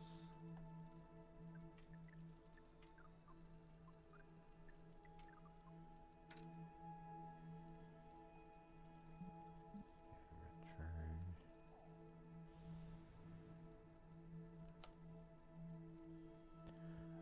You can still hear me, yeah?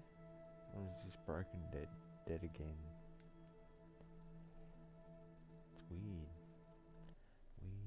Ah, there, that's what I wanted to see. Weird.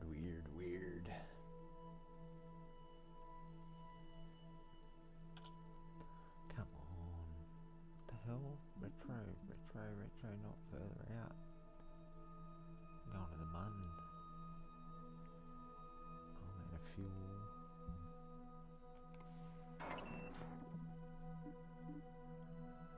Let's refuel it.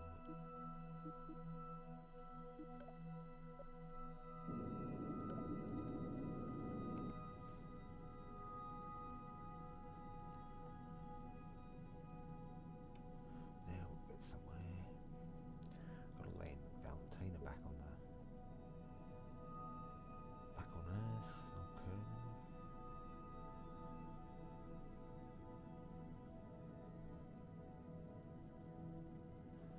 What the hell, man? This is weird as, bro. It's been working fine up until now, like today's stream.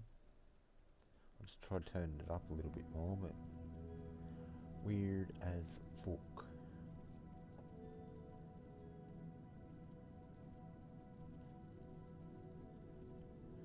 Okay, we've got landing happening. Landing happening now.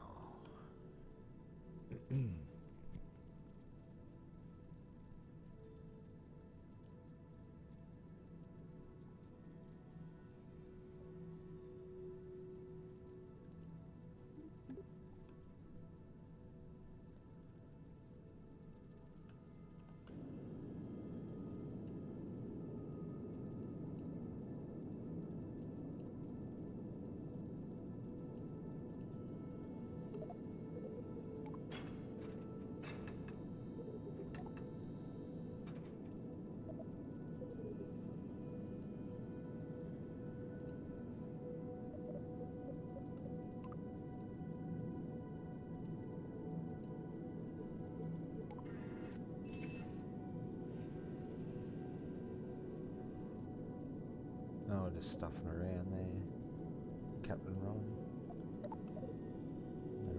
No real goal. I can land on the mun and stuff like that. Didn't have enough fuel set up on this. This is Kerbal Space Program 2. It's still really buggy. There's not much to do. There's no science or anything yet. It's just basically build rockets and planes and fly them. Hope for the best. Hope the Kraken doesn't get you. Oh, that looks close enough to landing position. Kill that.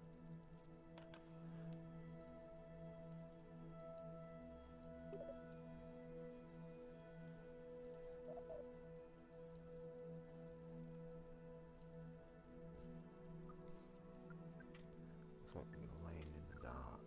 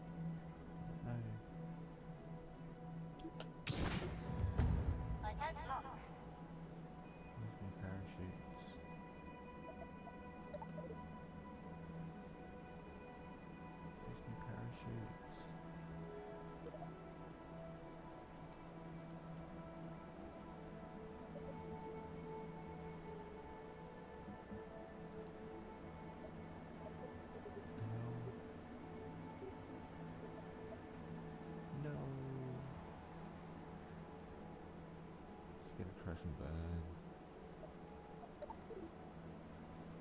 Got no parachutes.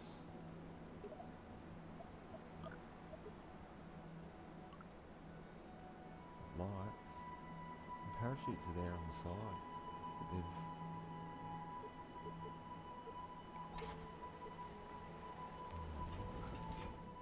wow.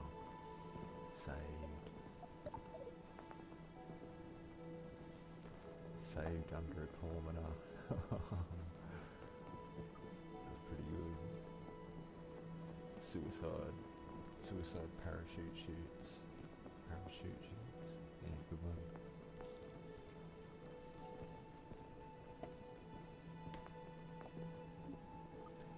Land.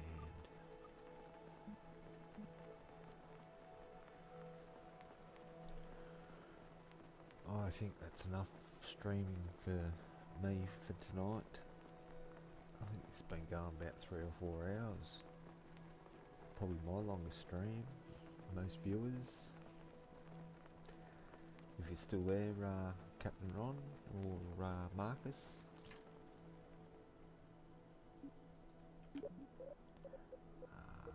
Cover vessel.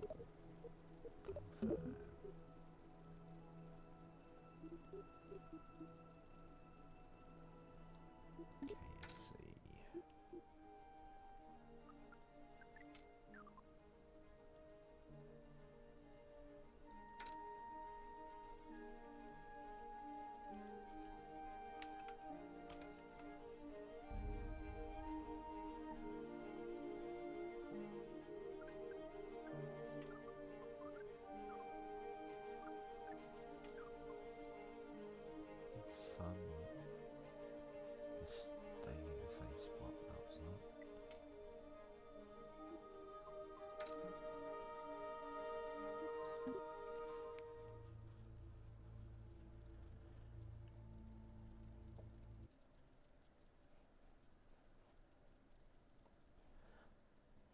I think that's going to be it for tonight. I'll catch up with you tomorrow, no doubt, on Ace's stream.